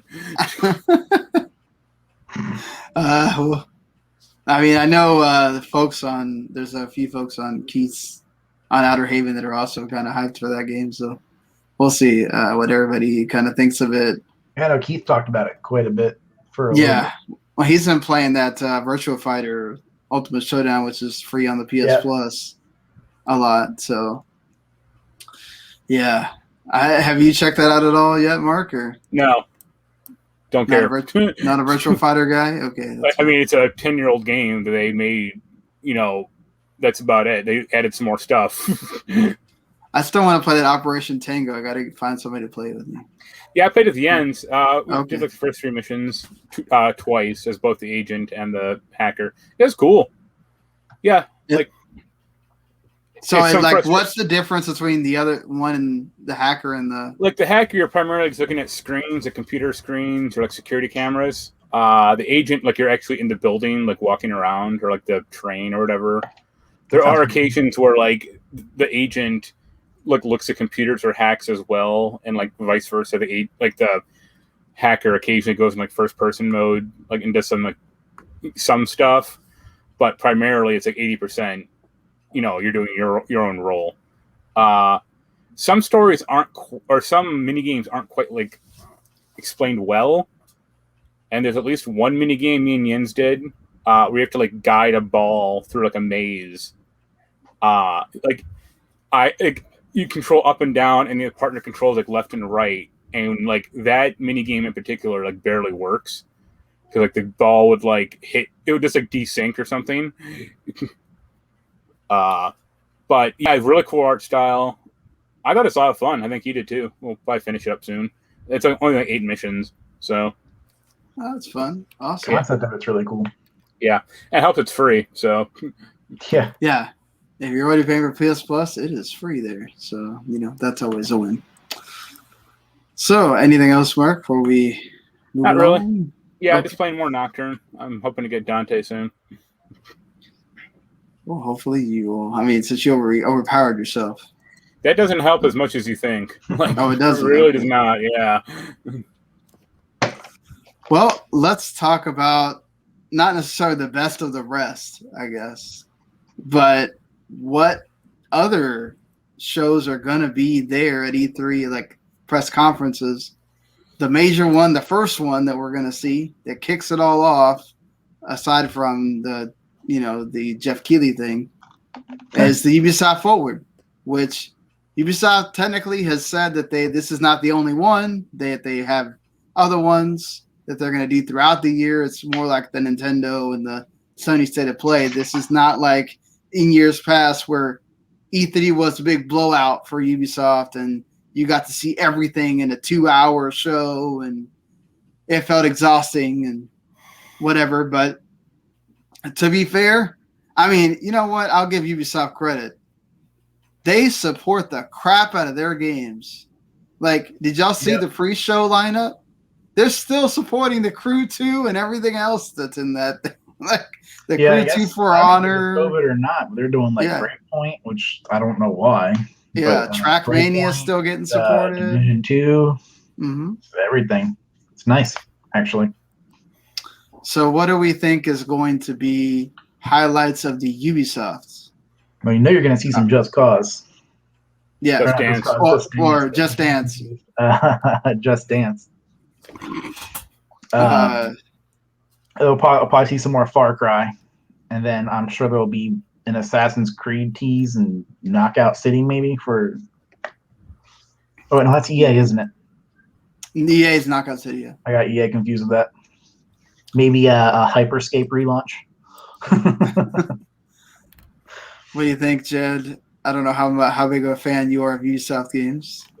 Not a whole lot. Ubisoft games kind of tend to have the same flavor no matter what game you're really playing. Like Assassin's Creed feels like Watch Dogs, which feels like The Division, which feels like Just Cause, which on and on and on. So I feel like they put just a little more effort into like their bigger series, like Assassin's Creed. You feel like a little more heart is put into that, more like the other clones. So, yeah, it feels like AC and Far Cry, and then everything else. Yeah, everything else kind of just gets like an open world generic flavoring thrown onto it. Yeah, I can agree with that. And to that end, I imagine their conference is going to be more of Ubisoft's standard recipe, which has worked for them. I can't blame them for it. What I'd like to see is something that breaks with the recipe. I'd like to see him do something completely out of left field, like, oh, hey, by the way, RPG. Or, yeah, just do something different than because everything you said, Kyle, is I can't add to that because that is such a standard Ubisoft E3 menu. Yeah. So I'd like to see him deviate from it. But didn't they do that Child of Light game? Yeah, I mean, but that was a good game. How long ago was that? When they were caring about doing like Ubisoft indie games. I feel like definitely. I wonder if they're gonna try to do something new with Tom Clancy, maybe. Oh yeah, well, definitely Quarantine. I forgot about that one. Well, that's like their one game. Yeah. Yeah. You know, we're not gonna see Splinter Cell. He'll probably just show up. And we'll see Sam like, hey, don't forget about me, guys. I'm a side character now. Stop killing the dream. We won't see Beyond Good and Evil 2, sadly, a game that I would love to see at some point, but that game's just like apparently never going to happen. It's in development hell too. Yeah, the creative director just leave. Yeah, he did that for being toxic. Well, I don't know that Michel Ancel was being toxic. I think he just left. No, he was. Yeah, okay, he was okay. Yeah. So that means Wild's like never coming out either. And I don't know. I mean, what else? Like, I think that they're going to take a break on Assassin's Creed. They'll probably show off like a season, like more of the season pass. Yeah. Yeah, we'll probably see the Siege of Paris DLC, but I don't think we're supposed to be getting one this year. I think it's next year. I think they're taking that yearly break. Then we'll see one probably at the end of next year. Same thing, like they'll probably show off like more of that Watch Dogs Legion DLC. You know. Oh god. With the awesome generic, unfortunately. Yeah, with the awesome Aiden Pierce game. I don't know what they did. I am not looking forward to I mean, I guess if your single player didn't work, I guess why not try multiplayer? Because that won't work either. Well, I mean, what about the free-to-play Division? Do you think we get something? Oh yeah, we'll probably see that too because that's in a beta right now, isn't it? Or it's probably going. Yeah, I feel like you got to show off. So I don't think we'll see the Prince of Persia remake again. Because like that thing, didn't they say to like rework it now or? Probably. I think that's what it was. There was a screenshot where it was like 3 of the same NPC and like one cutscene. People were laughing at it. So that's all of their games. And we know we won't see Skull and Bones. Yeah, that's or Beyond Good and Evil 2. I'm sure there'll be a trailer for that. Yeah, there won't. Yeah, I mean, Skull and Bones will be like, oh hey, it's still there, guys. It's still there. Like. Apparently there's a Splinter Cell Oculus game. So, Whoa. I mean, that would be cool to do an Oculus. Way to make us want to cry. I cry in the shower when I think about Splinter Cell at this point. Well, that Riders Republic game, we'll see that. Which one? The Riders Republic. Oh yeah. The Sam Fisher will be in that too. There's a special event to unlock him as a rider. But you can't actually play a Splinter Cell game. And they have that Roller Champions game as well. So see, I think that's why I got confused with Knockout City because they kind of have like that same art style. Totally forgot about that roller one. The Riders Republic one is like them doing extreme sports where they did Steep and it was it's like Steep now. Yeah, but now it's like everyone remembers Steep, right? I played it not too long ago. They put it on Game Pass. I was like, wow, is anybody actually going to play this game? I mean, it was fun. It was fun for like, I don't know, a day. I played like the beta test, and that was enough for me. Not killing my character. So. Yeah. I just want more SSX games. That's EA. That'd be nice. That's EA. Yeah. I would love if they did another. I want more amped games. That's my thing. I'd be happy with a Might and Magic game if they brought that back. But that's a throwback. Probably not. Well, I still play that strategy game one every now and then. I have it on my Xbox. It's fun to just pop in and play a few of those. Still has some good strategy to it. Ubisoft. I've admittedly said many a time Ubisoft is not my cup of tea at all. Very much like Jed. Mark is usually the one that handles all that. Yeah, they're kind of my cup of tea, but like all their games would be like this, like the off year because it came out like Watch Dogs and Assassin's Creed last year. Yeah, so it's maybe interesting. Maybe they throw out some like really big surprises. I'm scared that they're just going to show off like their whole free to play lineup. Like, hey, here's this coming towards, they say. Yeah. So they're going to show us some Brawlhalla content probably. But that's in the pre-show. They already announced that thing. Oh, is it? Okay. Yeah, like all the games that they normally like Trackmania, The Crew 2, For Honor, which just got put on Game Pass a couple of days ago. Like all that stuff is going to get in the pre-show. Thankfully, because I don't want to see any of that stuff. Yeah. Like, talk about, I would turn it off if I didn't have to do the live reaction. Start seeing that stuff. It was weird because I was really excited about The Crew 2 when it first came out, and then it was. I remember it was not the first Crew. Yeah. It was like a cool idea of like, oh, here's this cross country thing, and you have all these different ways to get where you need to go, and then it didn't work out. Sadly, it does not play well at all. Yeah. Sadly, does not play well at all. So, moving on to Capcom. Do we see the Resident Evil 4 remake here? Probably. Didn't they just have a bunch of games get leaked not too long ago? I mean, they did. Resident Evil 4 remake was one of them. And then also Code Veronica. I think they said they were doing, right, or they're like thinking about it. So, I mean, this list has a Dragon's Dogma 2 on it, so that would be awesome. Yeah, if they're really doing it, I would be super excited for that. I liked the first Dragon's Dogma. So I'm sure we'll see something Street Fighter related, even if it's not a Street Fighter 6. No, it'll probably just be more dumbass characters for Street Fighter 5 that no one cares about. I mean, if you can keep doing that, why would you not? Because no one cares. Like, that's kind of the issue. Probably see some Monster Hunter Rise content, because I think they've already talked about more after this last update they just did with the end of the game. Yeah. That they added. So, I mean, I agree. Do we finally get that Dino Crisis that everybody's been wanting for some reason? Come on now. Yeah, sure, right. I mean, I swear, like every time somebody mentions, "Oh, why not Dino Crisis?" I'm like, okay, because it wasn't good in the first place. If we get we'll get that after we get Tekken Cross Street Fighter. Oh my god, I forgot about that. I forgot that all wasn't about that game. That wasn't Capcom though, was That's it? That's Bandai Namco. No, I know. Yeah. I'm just saying that Dino Crisis is as likely as. Yeah.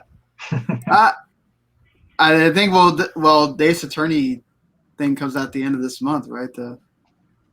So they might. Back. Yeah. Yeah, they might show that. You think we get any kind of Devil May Cry tease or anything? So.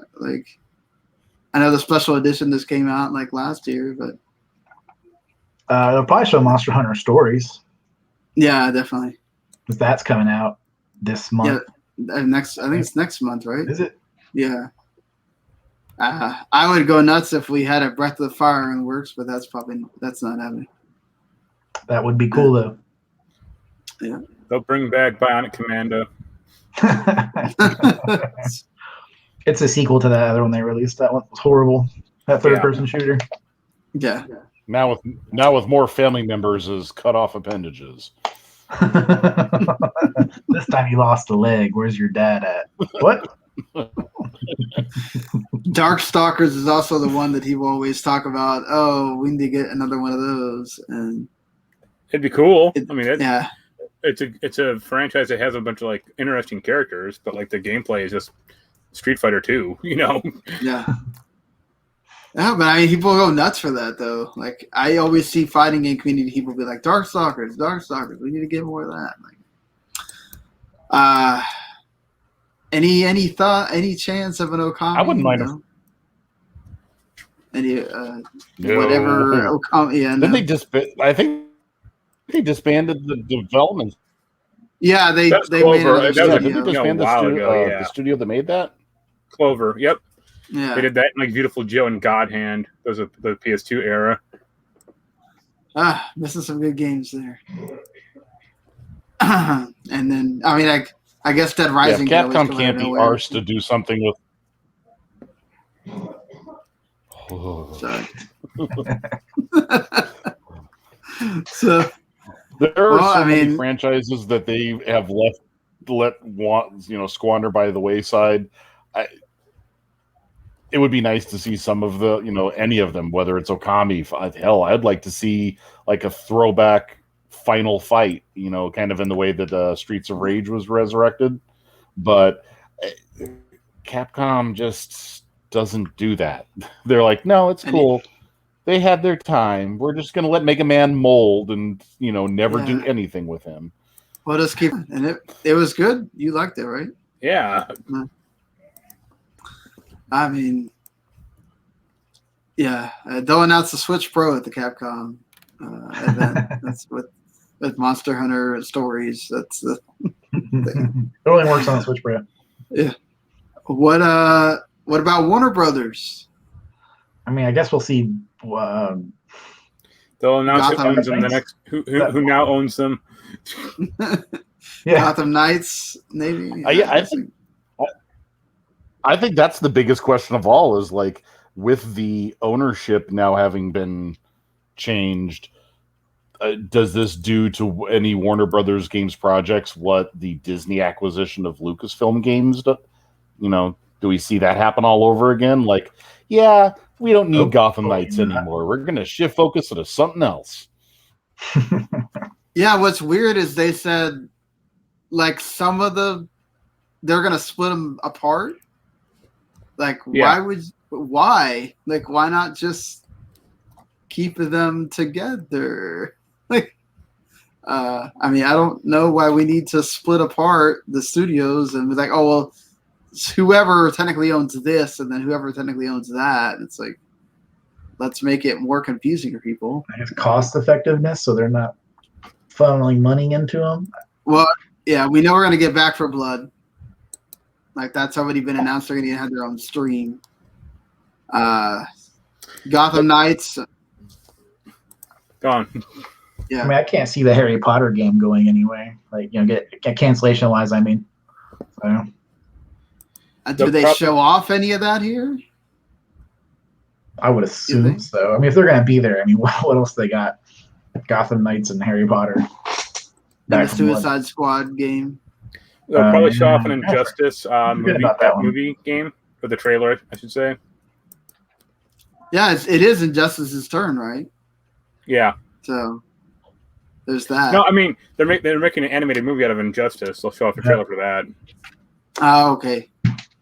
Well, you think that they announced it with like, hey, we are working on another game? Maybe. Sure. Yeah.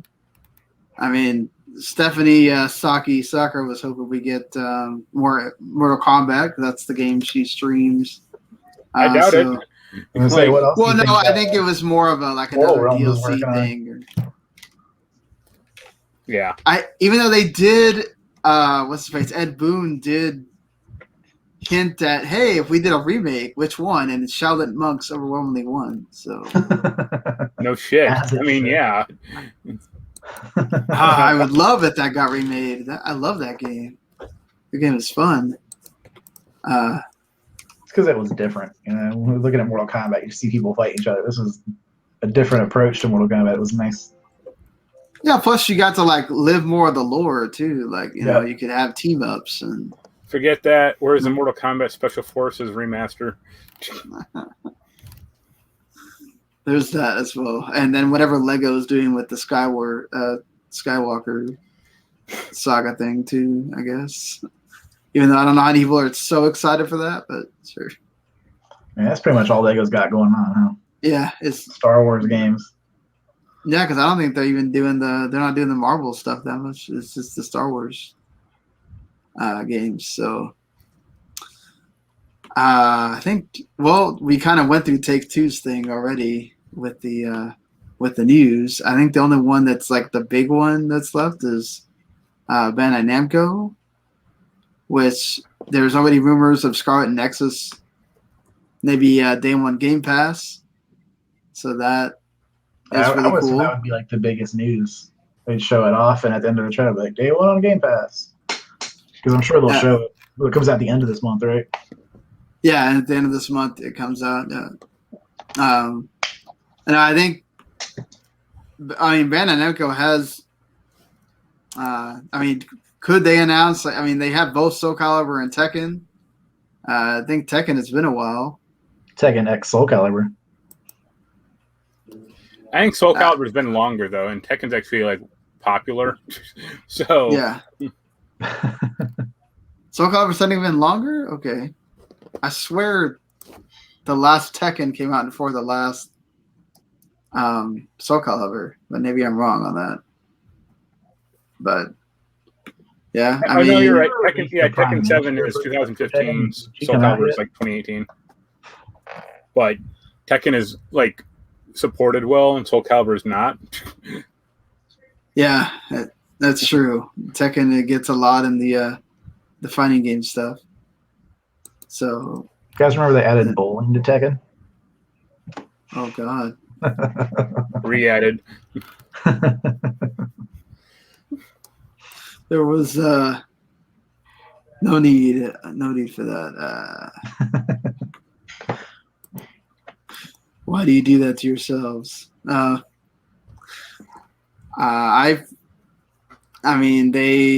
They just did Little Nightmares, so they're probably not going to do anything with Tarsus on that end.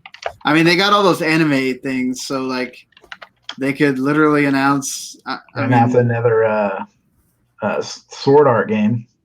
Yeah, another Sword Art game. Or I would love if they go back on that study that they did and actually do release a Xenosaga collection for Switch, but probably not going to happen.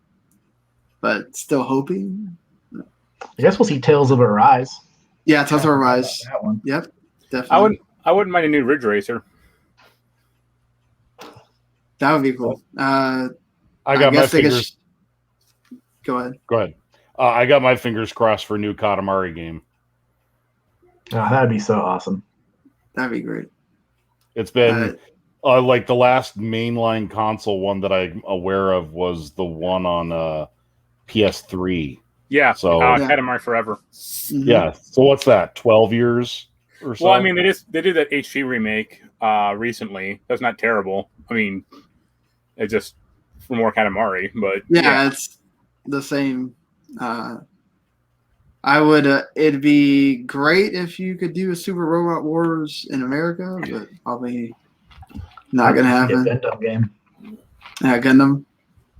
I know they're working on that Digimon Survive thing, so that could possibly get shown. Whatever they're doing with Dragon Ball, because we haven't seen anything since the Goku. That's game. for the best. But it feels like I'm not into it. I love Xenoverse. Don't like Kakarot. Yeah, I love like the Xenoverse. So, I feel like it's up to the anime stuff. They could do like another My Hero game since that is still going on. Probably get like a Naruto to Boruto back to Naruto game. Yeah, I would love if they had another Project EXO, but they said it takes too much for them to make that. So probably not. But yeah, this is like going to be interesting if, and then plus we don't even know the third parties that could just decide to announce their stuff at another company's thing, and we don't hear like Activision. You feel like the next Call of Duty what is it? Black Ops. What are they on now? I don't remember anymore. I don't even remember the rumors for this one. I'm so detached from the franchise at this point. Like, I don't. I don't know. I mean, I Mark only know plays anything them. about it. I only know anything about it because my 15-year-olds play it. Other than that, I'd be like, so like you, I'd be completely detached from it. And I think the last latest one one was the last one's Cold Ops, but they stopped attaching numbers to it because it got too crazy. It's Vanguard. Call of Duty Vanguard. Yep, that sounds right. So, I mean, I feel like that's going to get shown off somewhere. Probably PlayStation. I'm sure it'll be announced as some special pre-order bonus. Well, PlayStation's not doing anything at E3, so yeah, that's true. Would they let Xbox, if they get it, maybe they'll do like a reveal trailer or something, and you'll see gameplay at like a state of play. Yeah, maybe. E3, it's crazy to think the next time we will be doing this will be on the talking about the Ubisoft thing, whatever the heck it is that they decide to show for that. I'm looking forward to it. So I am looking forward to starting. I look forward to it every year, and then I'm like, oh man, that wasn't that great. Yeah, and especially this year, I feel like we're going to get a lot of that.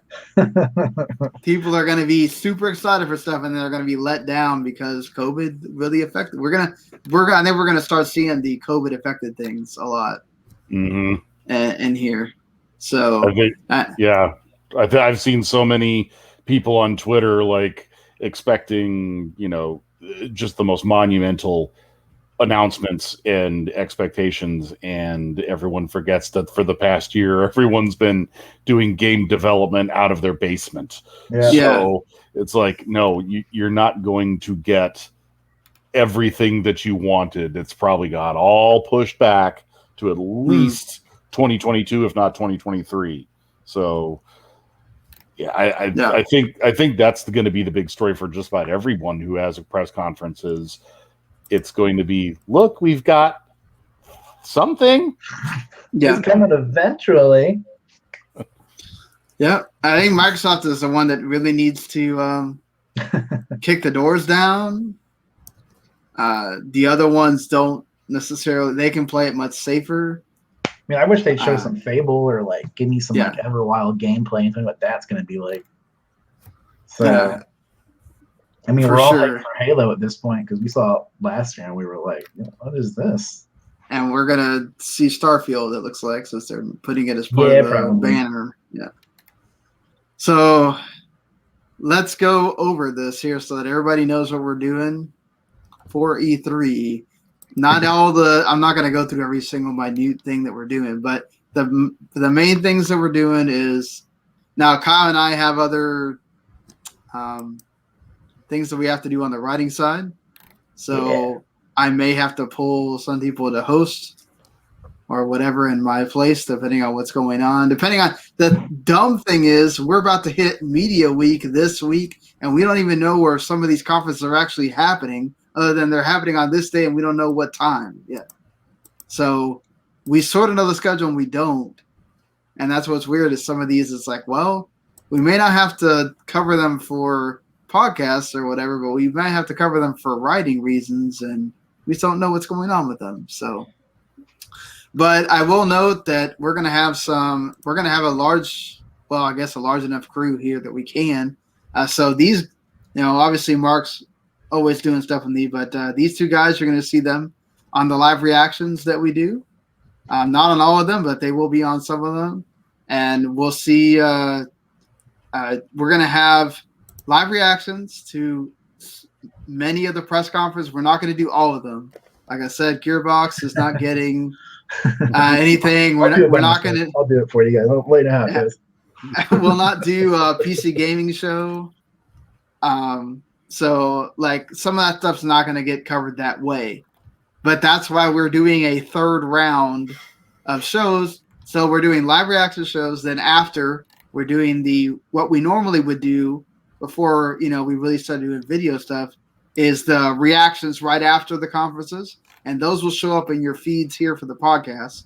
So any show that we do a live reaction to, we'll also have a podcast right after, pretty much right after the show goes off.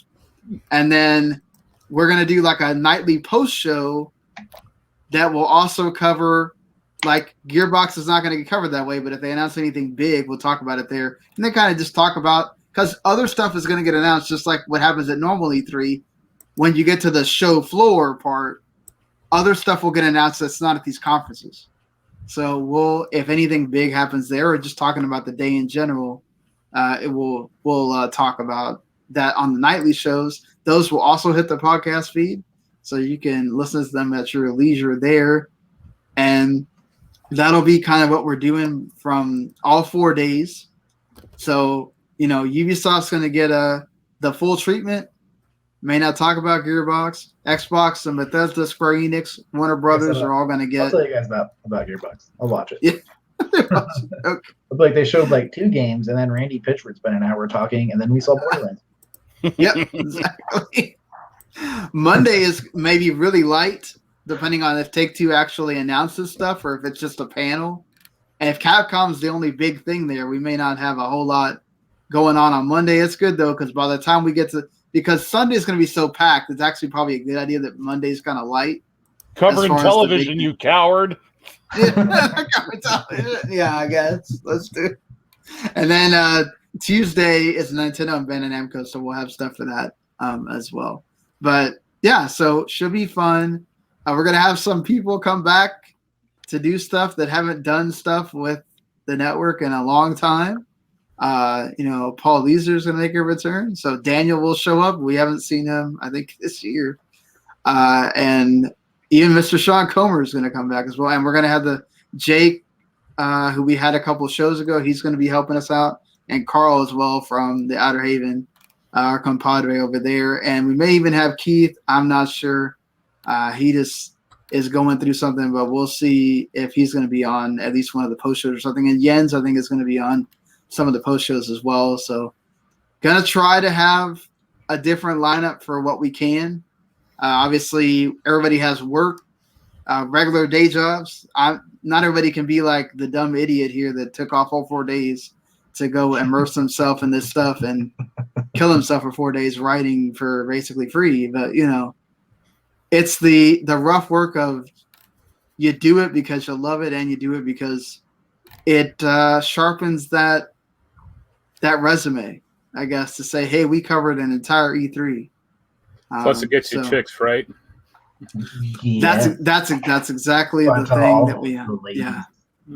I'm sure my girlfriend's going to destroy me by the time we get to how dare you be in front of a computer all day and ignore me? But all right. So before we let these guys go, where can everybody find you on your social media? Kyle? I'm mostly on Twitter. I do have an Instagram, but I don't really use it. So you can find me on Twitter at I think it's Kyle Sims 89. So okay. I'm there talking about video games and fighting with people about them. So go follow Kyle for some interesting tidbits on everything. Jen, I don't know if you are on the socials that much, but I am. I have a Twitter. It's GPSG Podcast. I also have a Facebook page for the podcast /column. That's Gamer Parent Strategy Guide. Check out the column on 411 Mania. The podcast is just about everywhere where you get your podcast from: iTunes, Google, Spotify, etc. Yeah.